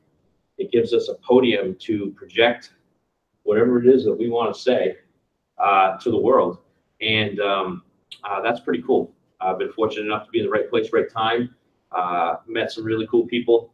And in that process, I got to go to some really cool places, so I can't thank Bobby Halton, Diane Feldman, Ginger, all the people on the backside of FDIC International for their hospitality, for putting on a conference that literally takes 366 days to prepare. They don't have enough days in the year to prepare for it, but they do. They bring 35,000 people here to Indianapolis, and that's just patrons. You think about the vendors and the vendors' families that are coming here. The numbers, you add zeros on the end of that. This city is just bustling. If you're not here, you should be. Today is Monday. It's the 23rd of April, and opening ceremonies is Wednesday, 8 a.m. in the big room. And opening ceremonies is extremely passionate. It's invigorating, and it will recharge the deadest of batteries in a fire department. So if you're struggling to get out of bed and drag yourself down to the firehouse, and you still have a few years left in you, and you need a recharge, you need to be here in Indianapolis, Indiana, for FDIC International. And I can't stress that enough. When we come here and network, we take a lot of classes and we bring a lot of this home, but a lot of the recharge comes from sitting on couches like this. Absolutely. And not lying down with a counselor, but literally sitting on the couches, maybe with a beverage or two, and networking. And we take a lot of classes, and the training out here is very serious. And I hope to see a whole bunch of people tomorrow in my class, Extreme Leadership, developing the next generation of leaders, coaches, and mentors. 8 a.m., 4-hour class, room 243 and 244 here in Indianapolis in the Indiana Convention Center. And that's all I have for you. I want to say thank you, Tim. Absolutely. Thank you, Brother Mike. having me. Thank you very much. And this is Billy Greenwood from Tap the Box. We're out of here. Have a great week. Thank you very much. Thanks for tuning in to Fire Engineering Talk Radio.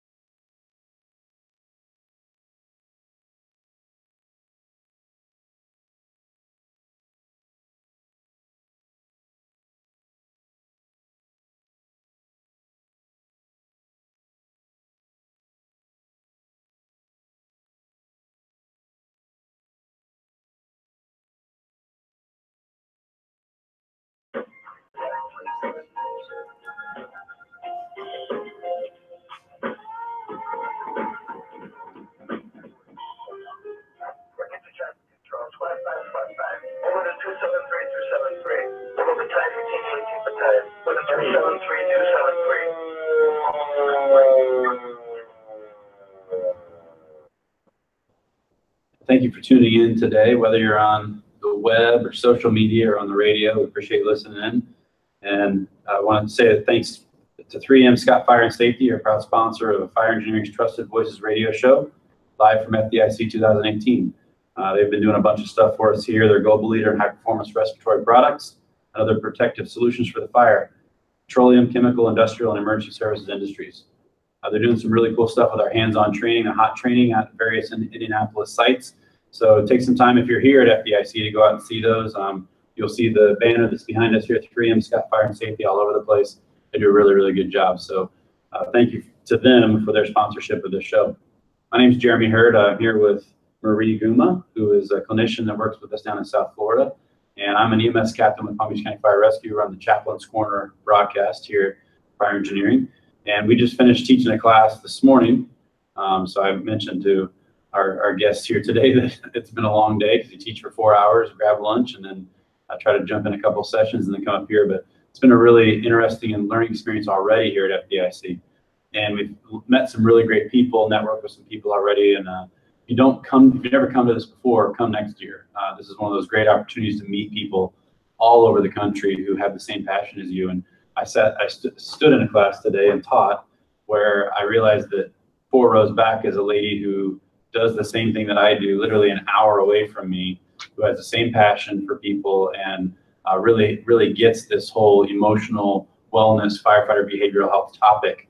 And I think it's going to be a great asset to our Florida Firefighter Safety and Health Collaborative as well. So we just finished a 45-minute discussion that was kind of impromptu after that class. So it's a great place to meet people, and whether we've met people here from Indiana and people all over the country. So take advantage of it. It's worth the trip. It's worth the expenses to get out here and do it. So try to get there next year. And I'm sure there'll be some group that will sponsor, something next year to allow us to give away some scholarships for that as well. So look forward to seeing you all here next year. But for this year, we're talking with Marie Guma, who's a clinician down there in South Florida. And I want to introduce her by way of telling you that basically what took place was we do a clinician awareness training program. We decided years ago that the clinician awareness was a problem. We were sending people to our clinicians, and what we realized was they didn't get us. They didn't understand firefighters. They didn't know what we did. So they'd spend the first 5-6 sessions asking questions like, so what's it like to be in bunker gear? Or they'd say, what's it like to be at the station for 24 hours? Do you guys have food provided for you by the governmental agency, or do you cook it yourself? And kind of silly questions that us as firefighters don't really think about. We go, oh, nobody should ever wonder about that, but it is a natural question for somebody who's not a part of the industry. So we decided, instead of complaining about it, instead of talking about the fact that we'd send people to our clinicians and have them end up crying, or worse yet, we actually had some firefighters who actually had to help transport one of their clinicians after they told them their stories that were so horrific that the clinician wasn't prepared for it. Instead of complaining about that, we decided to do something. So we set up a 2-day class for a clinician awareness training program, and it kind of incorporates them, it immerses them in the fire department culture. And I could go through a whole lot of details about it, but the gist is Marie decided to join us for that clinician awareness training program back in November. So if you'd like to share maybe about your experience or what you thought about it, I know you hated every minute of it. So sure, I'd love to. First, it was extremely exciting when I found out I got to wear the bunker gear. I was like, I'm there. I didn't even know what else was going to happen. So the initial part of it was learning the fireman lingo, which I think is very important. I will say that I had a little bit of a head start because I have been exposed to the first responder field for 6-7 years. When I had an FOP president tell me that they thought none of their guys would get help for substance abuse treatment, and that shocked me. So I put my clinician hat on, and I wanted to ask him and every first responder that would listen what I could do as a clinician to help first responders get the help that I knew as a clinician we all need. So that's kind of where it all started. So I learned a little bit more about, a lot more about some of the terms like Alpha and Bravo and what that meant for you guys. I knew about Kelly Day, so it was a couple things that we learned about. we also had, wearing the bunker gear, like I've told Captain Hurd before, was that I'm not a fearful person. In fact, when I was in bunker gear, I was asking them if we were going to get to rappel off the tower, and we had to tell them no, that's extra waivers. We're already 2 or 3 waivers deep. We didn't need to add any more waivers to the process. Yeah, so he was like, yeah, no. So I don't get scared very easily at all, except for cockroaches. Those scare the living for Jesus out of me. But anything else I'll do. I'll grab a snake, anything else. So getting to be in the gear and as a clinician realize first of all, the lack of sight that you have. I mean, completely eliminating one of the senses is nothing that I ever thought about as a clinician. I think that was probably one of the most eye-opening things for me, because I had about 6 or 7 years of experience with dealing with first responders and finding ways to help them. So when I put on and I also scuba dive, I'm PADI certified, so putting on the mask or the oxygen, which is called the SCBA. Right, one of those. I kept throwing that out there and she kept missing. I said, we did this clinician awareness training. We're supposed to know every term, every detail. Can't learn it all in one day. So I put that on, and going into, I almost hyperventilated. Like, I'm almost embarrassed to say that I did. It was extremely eye-opening. So even experiencing that amount of tension for 10 minutes? Yeah, about 10 minutes, yeah. 5 minutes was eye-opening for a clinician to see that this is what first responders, firefighters experience all the time for years and years and years. So that was extremely eye-opening for me. And I think what we do, just so everybody knows, I mean, we spend a little time in the classroom. We talk about scenarios. We talk about the calls we run. We talk about everything from, I use a joke all the time about there's 3 refrigerators and 2 of them are locked, and the clinicians are looking at these refrigerators going, what's the deal? And we're like, well, we don't trust each other. And we tell them, you know, we trust each other with money, but not with food, because we will take each other's food and we will eat every last crumb and blame it on the other shift. And so to explain these things to a clinician then kind of gets an understanding, so they don't spend those first 5 or 6 sessions getting to know the firefighter and the firefighter culture. They actually know them. So we developed some relationships through that. And so she came to the one in November. We've done multiple ones in Florida. We've kind of set it up to where now it can be shared. And so if that's something you're interested in, you can reach out to us and let us know. We'll give you the program. It's nothing we're trying to sell or anything. So if you want to use it, you can.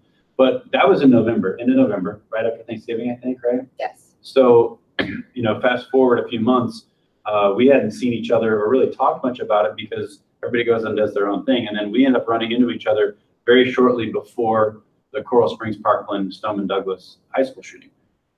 Marie lives about 30 minutes south of there. I live about 30 minutes north of there. And we found ourselves being converged into this place where now, you know, 14 students and teachers have been killed, 17, I believe it was, 17 and 17, sorry. And all of a sudden, the world has just changed. And so now we get to meet with the IAFF brings in peer counselors and support teams, and we start to talk to these groups. And the interesting thing was the IAFF said, well, what do you have as far as clinicians? And Chris Bader, who runs our Florida Firefighter Safety and Health Collaborative, works for Coral Springs, goes, here you go. And he hands them this laminated copy of a group of vetted, for lack of a better term, clinicians who've been through our training and awareness program. And Marie is one of the names on that list. And it was interesting how all of a sudden we go, wow, this is how this works. We prepared for this, obviously never wanting a day like that to happen, but prepared for the worst. And so when it took place, all these peers, all these clinicians, all these counselors are coming together. And there's beautiful pictures of Miami-Dade Fire Rescue, Palm Beach County Fire Rescue, Lauderhill, Fort Lauderdale. And if you know the South Florida area, just everybody from Orlando all the way south in a 3.5-hour direction, basically all came together to provide this peer support and to basically go into the stations and do true peer support. What they did was they would walk in, 2 or 3 people, sit with that group and say, you're out of service for the next hour and a half, and we're just going to talk. And we're not going to counsel you. We're not going to analyze you. We're just basically going to talk. And we're going to talk through that incident that took place. And we were able to get help for them and found, I think we went through 29 stations and 580 something firefighters over a 3 or 4 day period. And then on top of all of that, we're able to identify about 40 or 50 people who needed significant follow-up and clinical follow-up. And now we had the clinicians who are actually able to do that. It was a beautiful thing. I mean, as much as the incident itself was horrible and awful and ugly, the response was beautiful. And so we actually connected after that, started talking about, well, what does this look like moving forward? How do we get help with each other? Because as much as she learned about us on that clinician awareness training, we needed to learn more about the clinician side, because people assume that we as chaplains or we as peer supporters know about all this stuff. And half of us don't even know what the terminology is. Like, we use Alpha, Bravo, Charlie, and she goes, what are you talking about? And then she uses the term like IHP or, you know, IHOP is what I always joke about, International Hospital Pancakes, which is not even close to what it is, but it's, you know, it's whether it's a pre-hospital, outpatient, inpatient, you know, type of recovery center. PHP. Yeah, whatever. Like IHP, PH. That's my joke, is like, she'll throw these terms and I'm like, and she's talking about the insurance coverage. Well, to have somebody with her expertise being able to lend some of that expertise into our world was huge. So she's been kind of our go-to person. And then there's other clinicians who've helped us as well, but who've been able to actually. Positive moment. Oh, pause, good. Yes. I just wanted to add that. I don't think you can, I'm running this radio show. Is she allowed to pause me? I think they're allowed to pause. Okay, go ahead. I'm going to pause you. Good. I didn't stop you though. I just That's true. That's good. But I will stop you. Here we go. So one of the things that I think also was great about the collaborative during that Parkland was that other cities had firemen who lived in the Parkland Coral Springs area who had children that went to that high school, and they were looking for help. So the list of 50 clinicians got out to all the different city fire departments, and I was getting called from Miami-Dade, probably no more than Palm Beach County. Yeah. On we need referrals, which I thought was great, because like I've told you before, I believe that there are a huge amount of clinicians who are not good at all. They're horrible. They should not be doing what they're doing. And I don't know how to even get started in fixing that. Yeah, that's a whole other topic for another radio show. So the ability to be able to refer good vetted clinicians, that I have very high standards for a clinician. So that's who I would refer to a first responder or anyone, not just first responders, although they have a special place in my heart. So I think that was important too. And that's really how, and I guess I should make sure I mention that, that's really how true peer support works.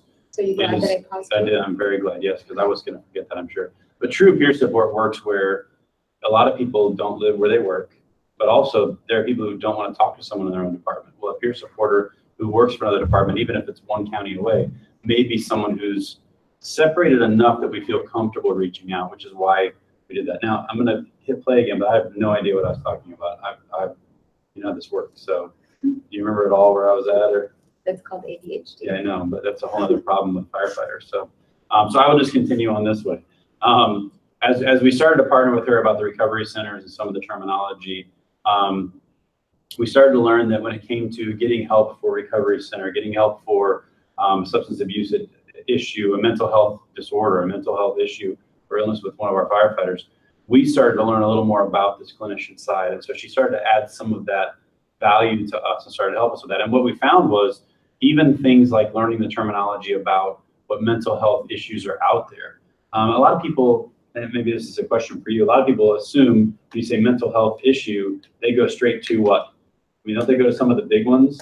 Schizophrenia. Yeah, I mean, they have mental health issue. Well, they're schizophrenic. Right. They're bipolar. They're manic, you know. This morning in your class, when you asked that question, that's right away. A lot of the firemen in your class replied. Bipolar, schizophrenia, insane, Baker Act, like that's the first thing that they think of, and that's not the case.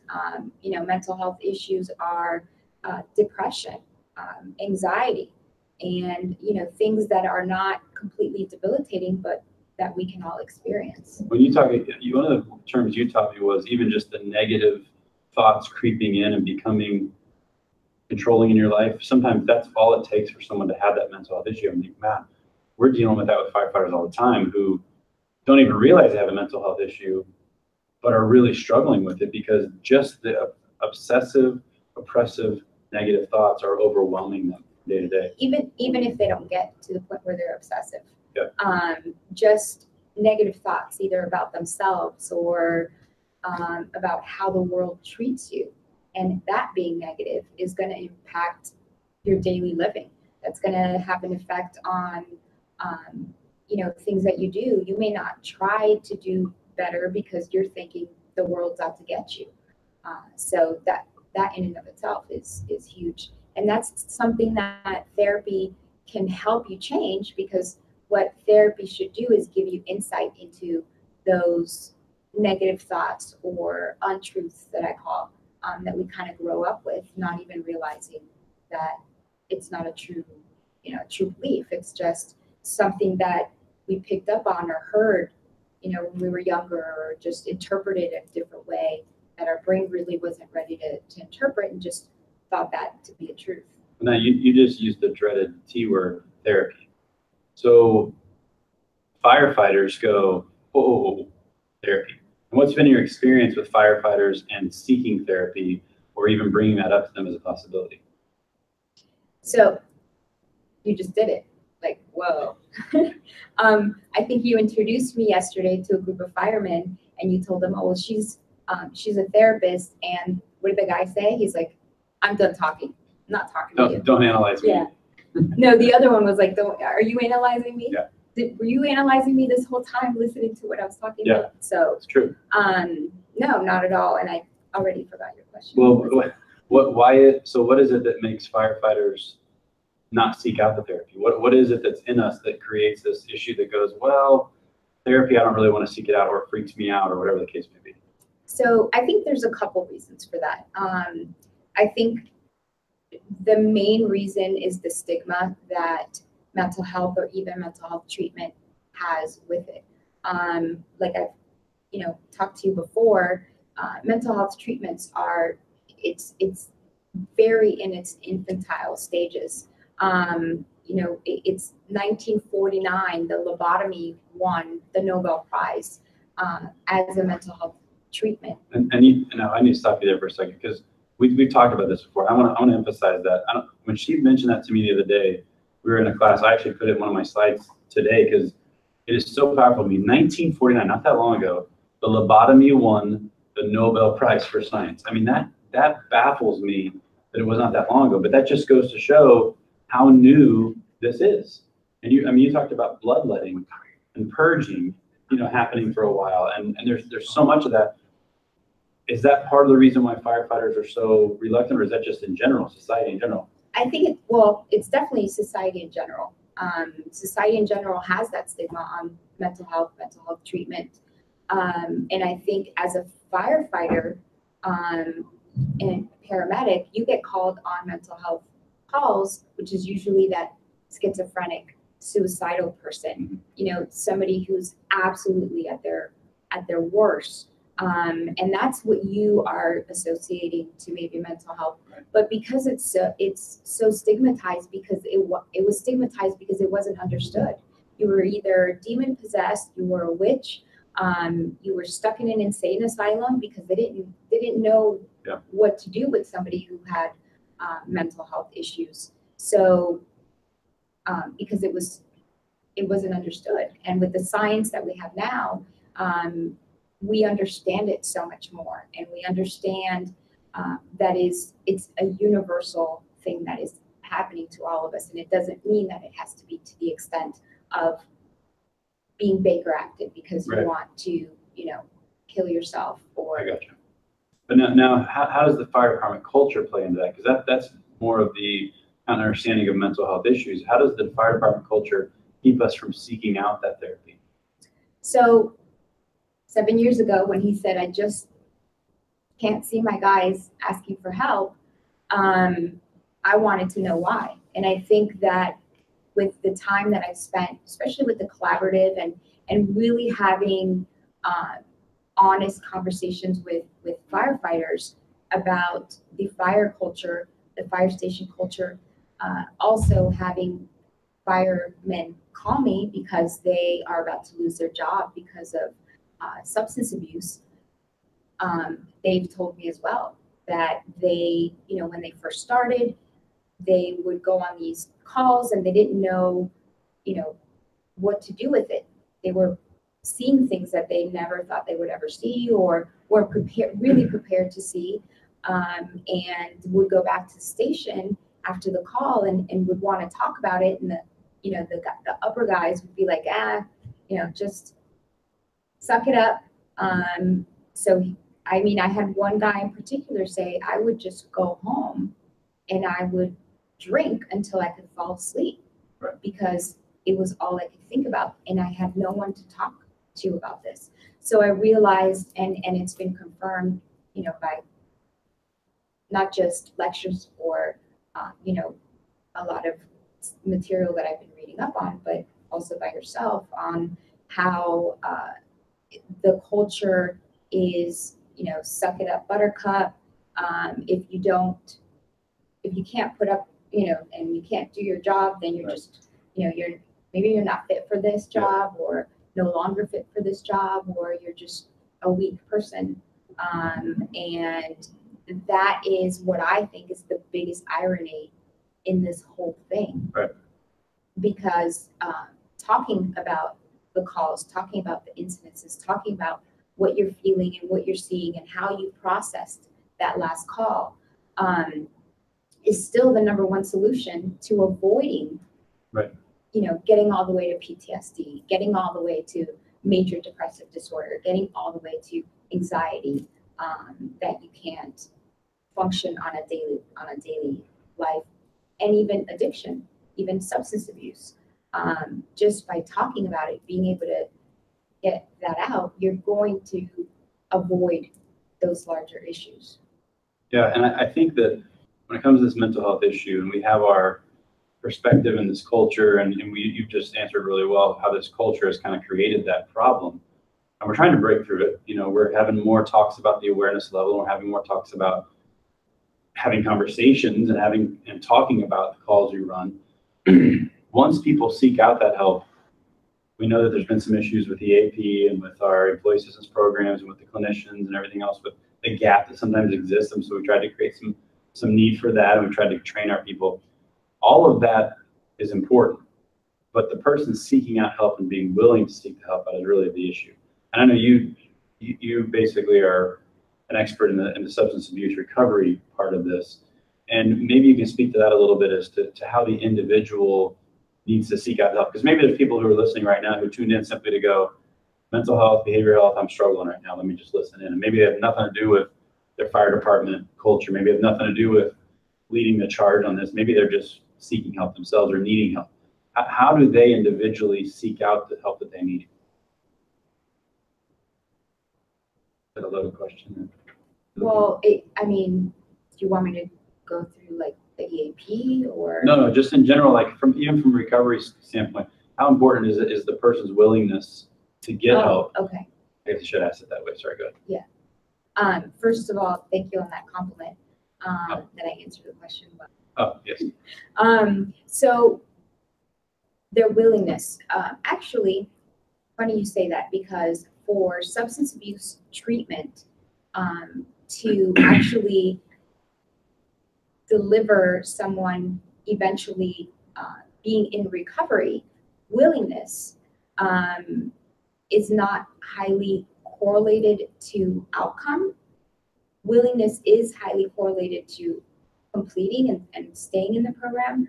But if you stay in the program and do the work that you're supposed to do while in the program, and you're participating and you're vulnerable and you're open-minded to it, and complete, the fact that you weren't willing to go at the beginning actually doesn't correlate with that.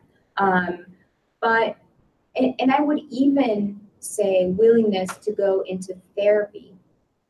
I think you have to be open-minded. I think you have to be at least willing to open up.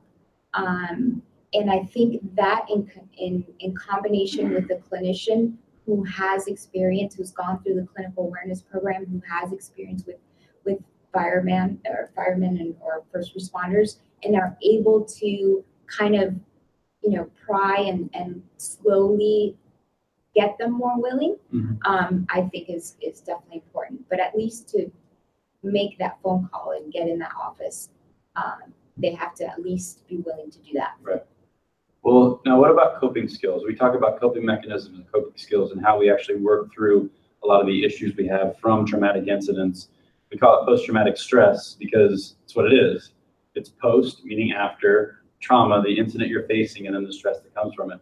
So firefighters all have post-traumatic stress. We'll talk a little later about the difference between that and it becoming a disorder or an illness or injury.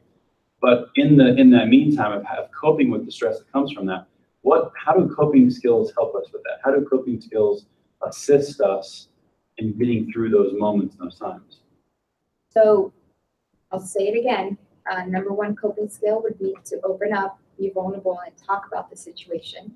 And how that helps is that you are then, worst thing anyone could do, not just firemen, but anyone, would be to clam up and not talk about something. So that is definitely not a good coping skill. Another one would be to, like the fireman who called me, 2 years ago, who texted me, by the way, still sober, and, thanking me, and he had 18 months of recovery. So good deal there. So turning to addiction, turning to, sexual addictions, turning to gambling, turning to other things, are also coping skills. So, but they're maladaptive, right? They're not good for you. They're going to just lead you down a horrible path.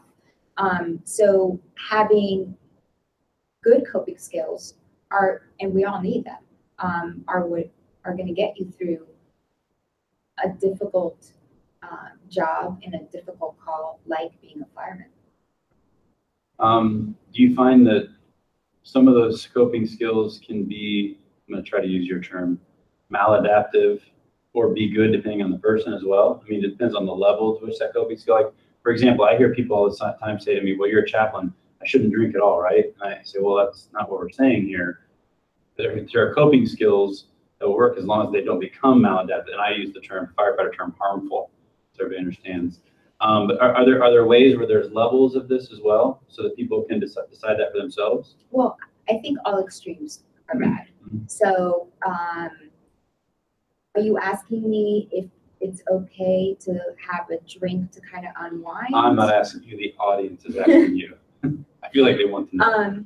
No, I definitely think, I mean, I'll have a couple beers or whatever at a football game, just like anyone else. I'm not saying. Well, I guess I'm asking you on a coping skill level though. Like if somebody has a really bad call, is it okay for them to go say, I'm going to have a drink right now to walk through and cope with this myself? Is that healthy? Is that unhealthy? How does that work?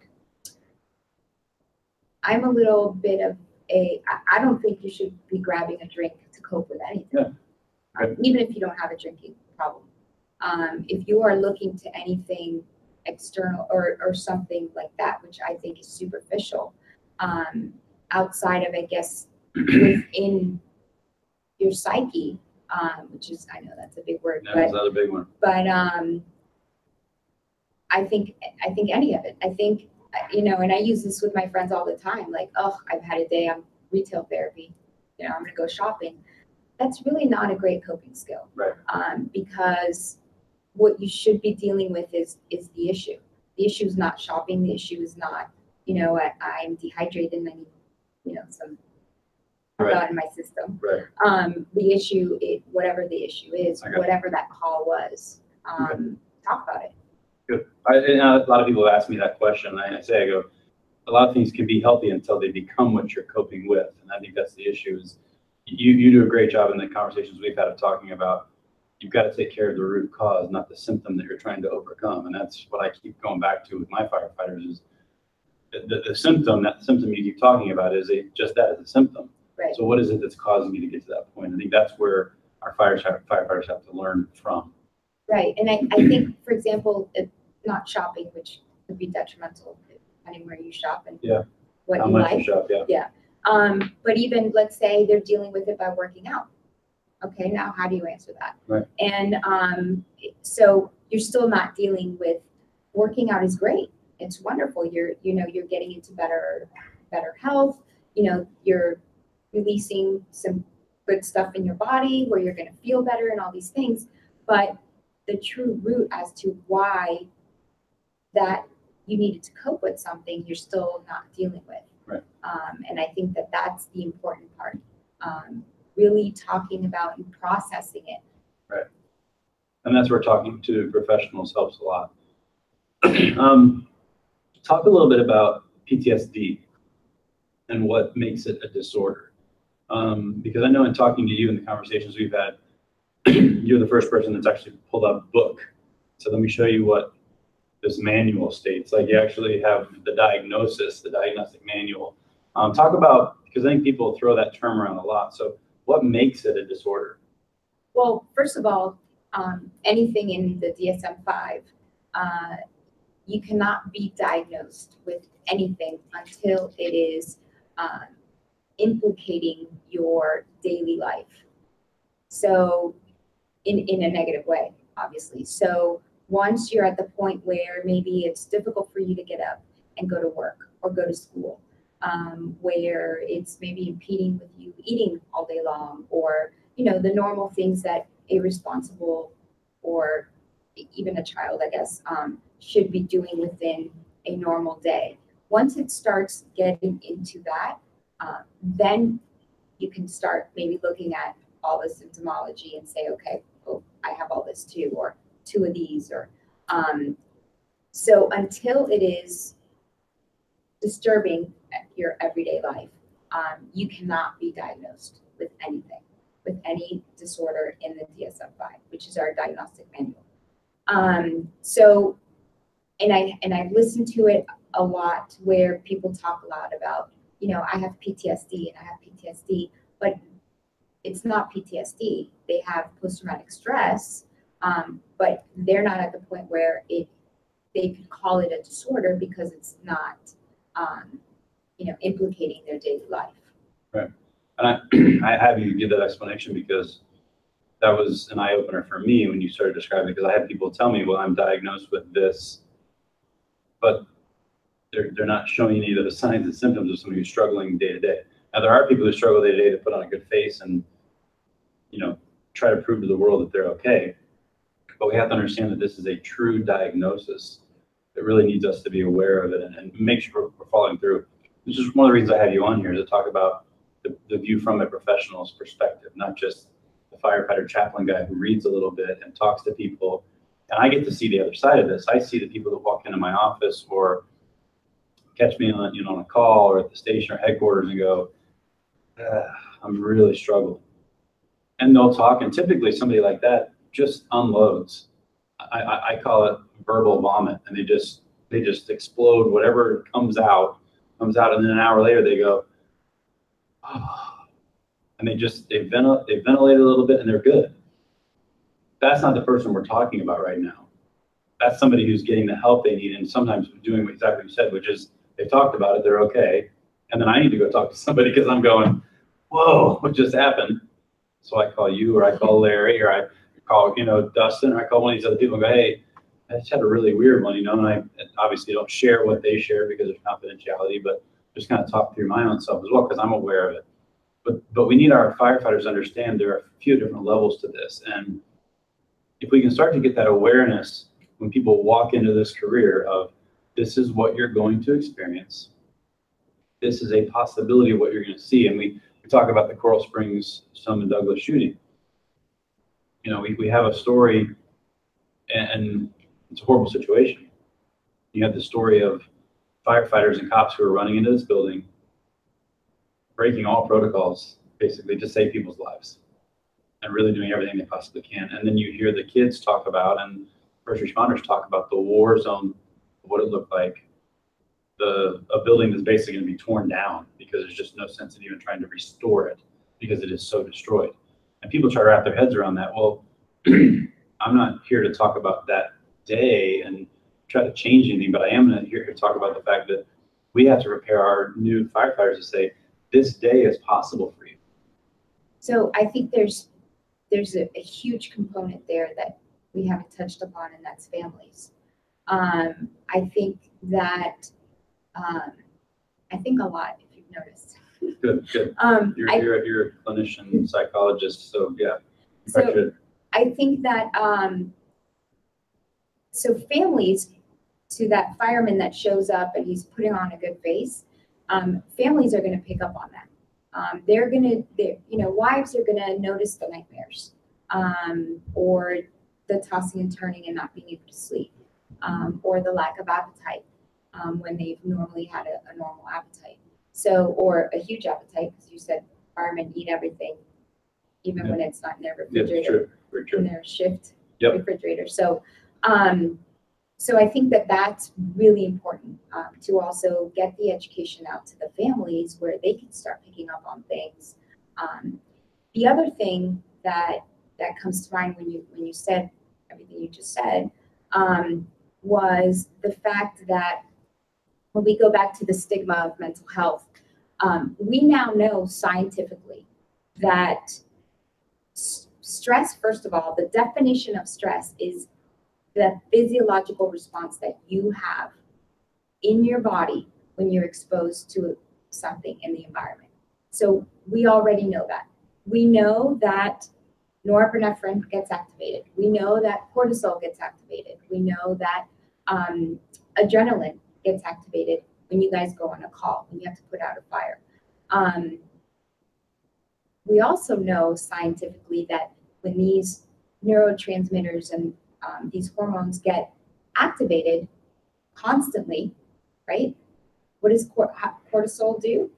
It puts fat in your blood. Right. So now you're more susceptible to heart attacks and to stroke. So that's accepted. Why is that accepted, right? Or where you can say, look, if my cortisol levels are high because I'm stressed, I can have a heart attack. I should take care of that, and I can talk about that easily.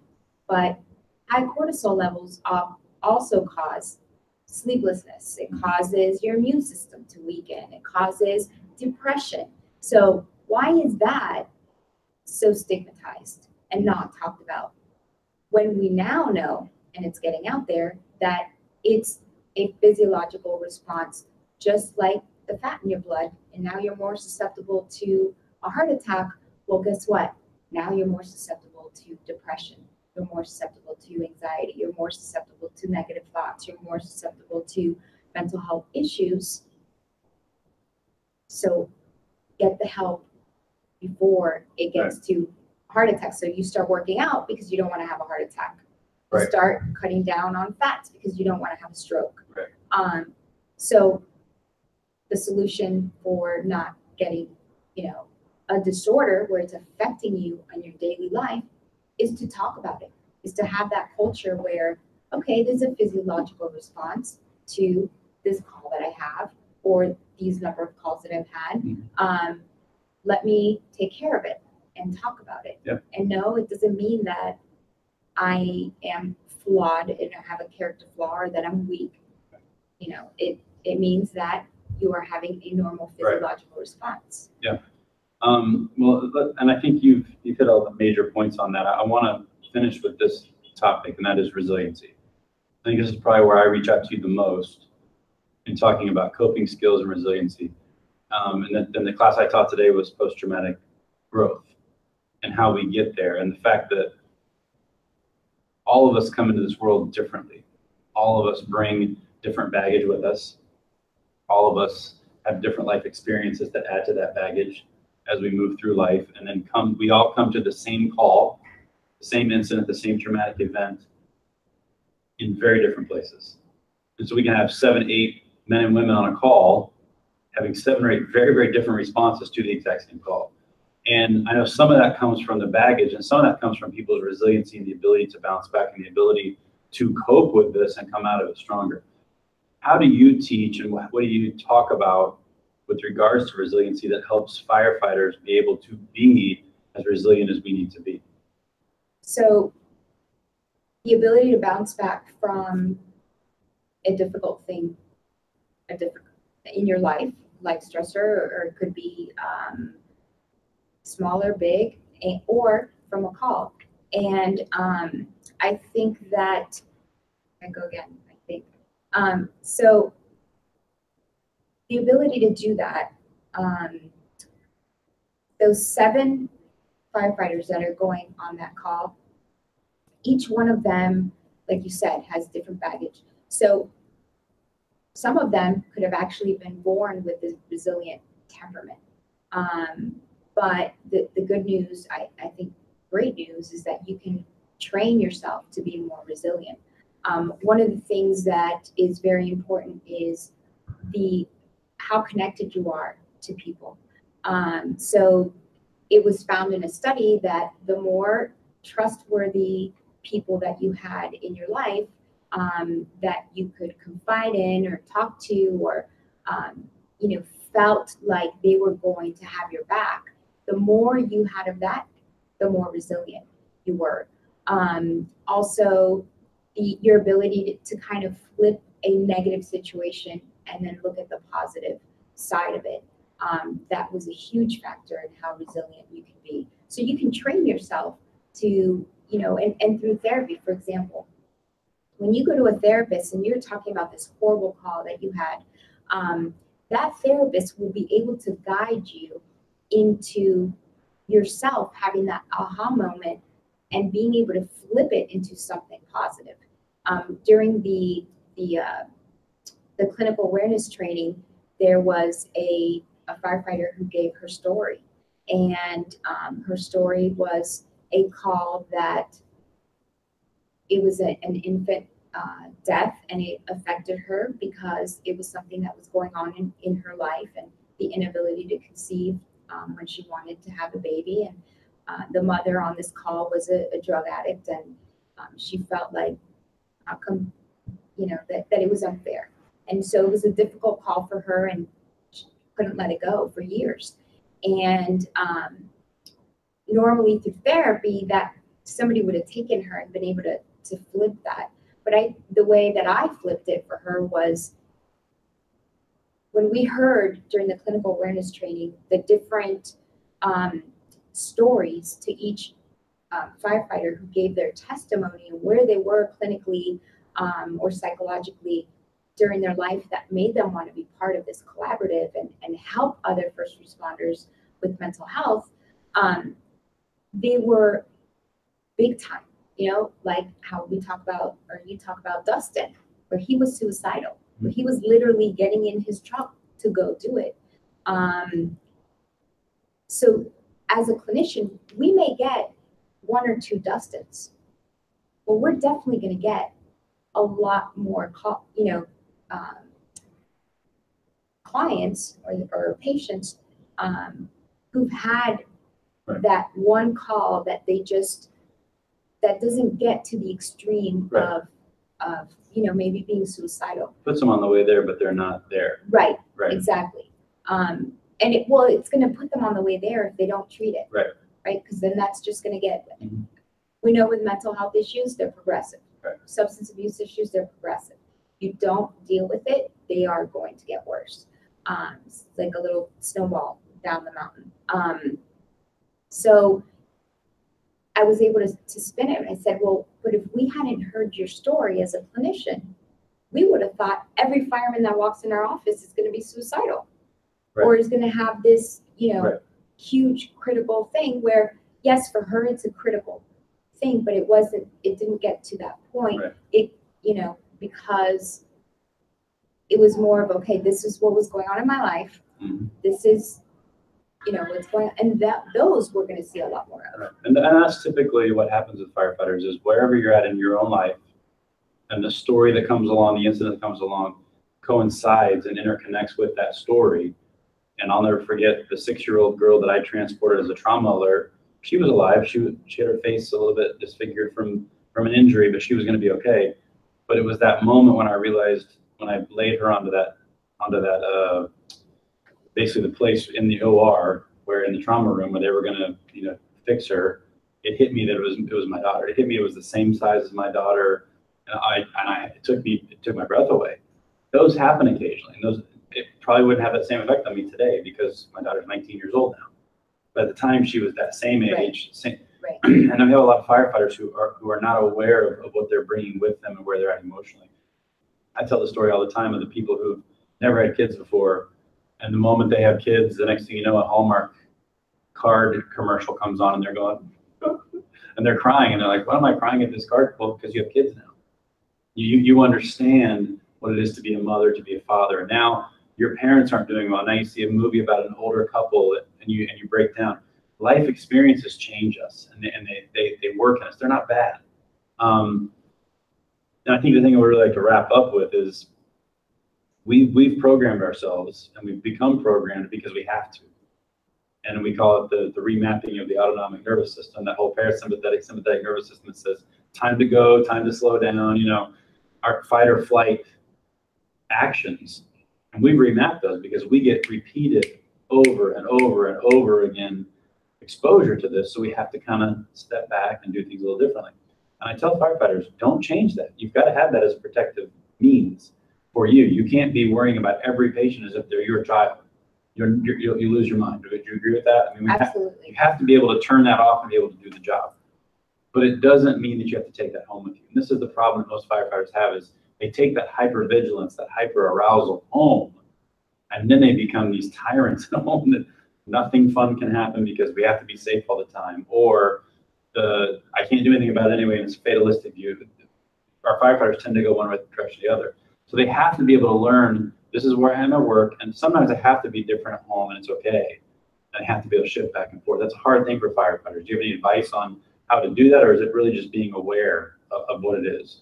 So I think being aware of it would help. I think that that's something we've never really talked about, which would be like a next step into another class. We have next year's class topic ready to go. All right. Yeah. We'll fill you out an application so you can teach it next year. That'll be great. Okay, fantastic. But I think also, so I met with, after Parkland and Coral Springs, I met with one of the stations, and one of the guys said to me, you know, he sits down and tears just start coming and just says, I think this job has changed me. And I said, okay, well, you know, tell me how it's changed you. So he starts talking about all these expectations that he has for himself and how he, you know, treats his children different than his wife does because he feels he, you know, just doesn't have any empathy anymore, or, you know, all these things. And so the guy he's a full-time firefighter. He also has 2 other full-time jobs, one of them being his own company. And he had all these expectations, like to be the very best firefighter, to be the very best, you know, owner of a company, and to be the very best other thing he did, to be the very best father, to be the very best husband, to be. That's what firefighters do. Yeah, I get it. Yeah. So he's telling me all these things, and I was like, you know, it's not the job. It's your personality. You're type A. You want to do all these things. You want to be great at everything you do. You need to be a little nicer to yourself, and realize that, you know, it's not the job. Yes, there's a certain amount of detachment that I think is healthy, not just for first responders, for therapists. Yeah. We cannot take True. home everything we hear. Yeah, that's true. So we need to be able to detach to a certain degree, which is very healthy.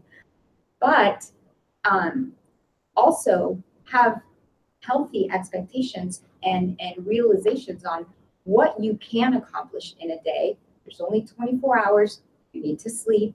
You know, we know this already. You know, just because you discipline your children a little different than your wife does, well, that's going to happen anyway. But just by physiologically being 2 different genders, that may happen. So, and that's okay. Like, so that I think was a huge eye opener for me, also first responders and firemen, because we've talked about it. We've talked about the type A personality, the expectations you guys have on yourselves. You also want to be the fixer. You want to be the one who's always doing everything perfectly. Yeah. And I think that there needs to be some self-awareness on that as well. Well, and as we wrap this up, I wanted to share just real quickly with them. We've had some success stories lately. I think that's something that's very important. I think that's the reason I really wanted to make sure Marie was on here with me today. This is not all doom and gloom. We have success that is happening with our firefighters. You and I have experienced this recently with individuals we've helped get into recovery that are getting help. We have it with people we've helped get on some extended leave at the department and go, hey, this is the plan for you to be able to walk forward and get help with this mental health issue. And we've seen it. I mean, you and I have experienced it. And there's something special about that that I want to really encourage our listeners with is if you're in the position where you need help right now, then reach out. I mean, give us a call. We're not an 800 line here to help you, but I know that our number's on there and you can reach out to us and get the contact through fire engineering anytime and we'll help however we can. But if you're the person at your department, at your station who's championing this and you're the one saying, I want to make this happen, don't get discouraged. Because there are moments that really do suck. There are moments where you get to it and you just go, ugh.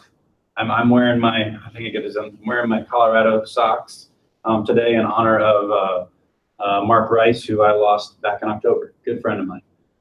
He's one of the reasons I do what I do, because we lost him. We lost him way too young. I don't want to see that happen anymore. It's a passion of mine. But in the midst of those horrible, horrible moments, there's some successes. And there's some things you and I have even seen together where a clinician and a firefighter can work together and go, let's attack this with your brains and my looks. Is that what it is? Yes. I think that's what it is. I was going to say my brains and my looks, and then she comes along. But, you know, we attack it with the two perspectives, and that clinician perspective and that firefighter perspective, and we're able to accomplish some things that we just never would have before. And so I just want to encourage people out there listening that don't be afraid of somebody who's on the other side of this, that may have a different perspective than you. When I got into the chaplaincy, and 10 years ago now, I was just a guy who had a seminary degree, who was in a fire department. I went, I guess I can do weddings and funerals and occasionally do an invocation at a grand opening. And then the next thing you know, I meet this guy named Bobby Halden who said, hey, you should do this fire engineering thing. And really should not have listened to him because it has made me much more busy. But, you know, you're doing radio shows, you're talking, and next thing you know, you're this expert.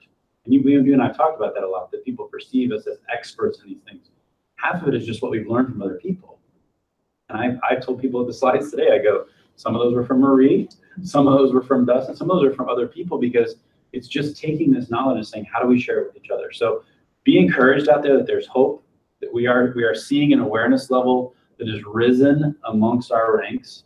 We have administrative people in place now who are not just going, suck it up.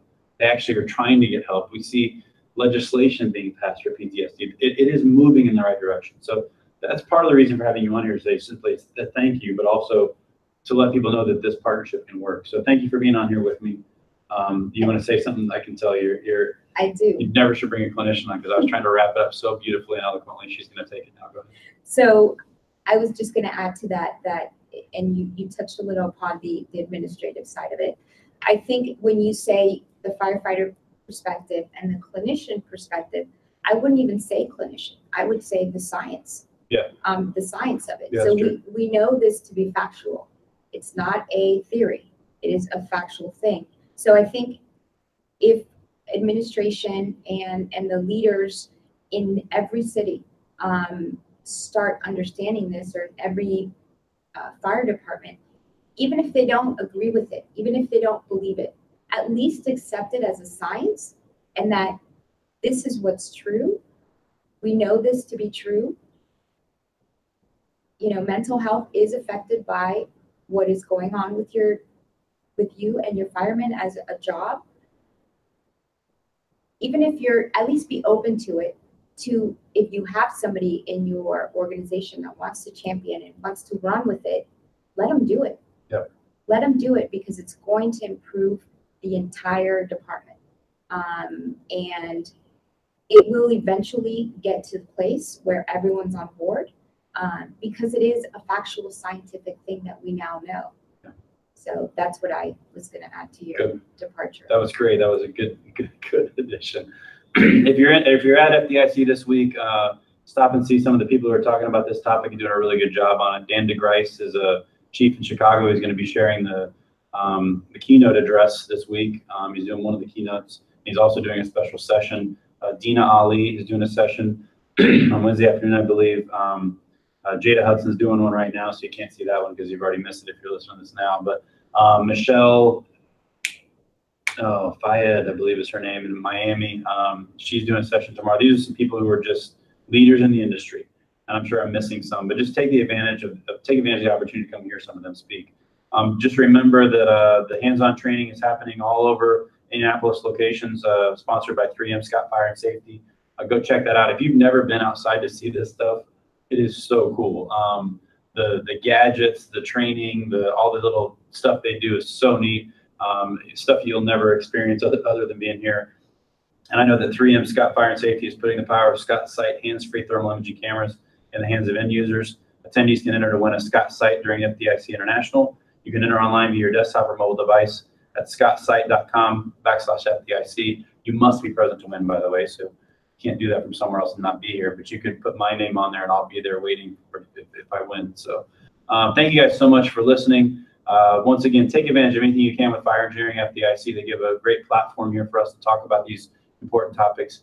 Take care of yourselves, be self-aware, know what's going on in your life, know what's going on in the life of your crew, and watch out for each other. Thank you.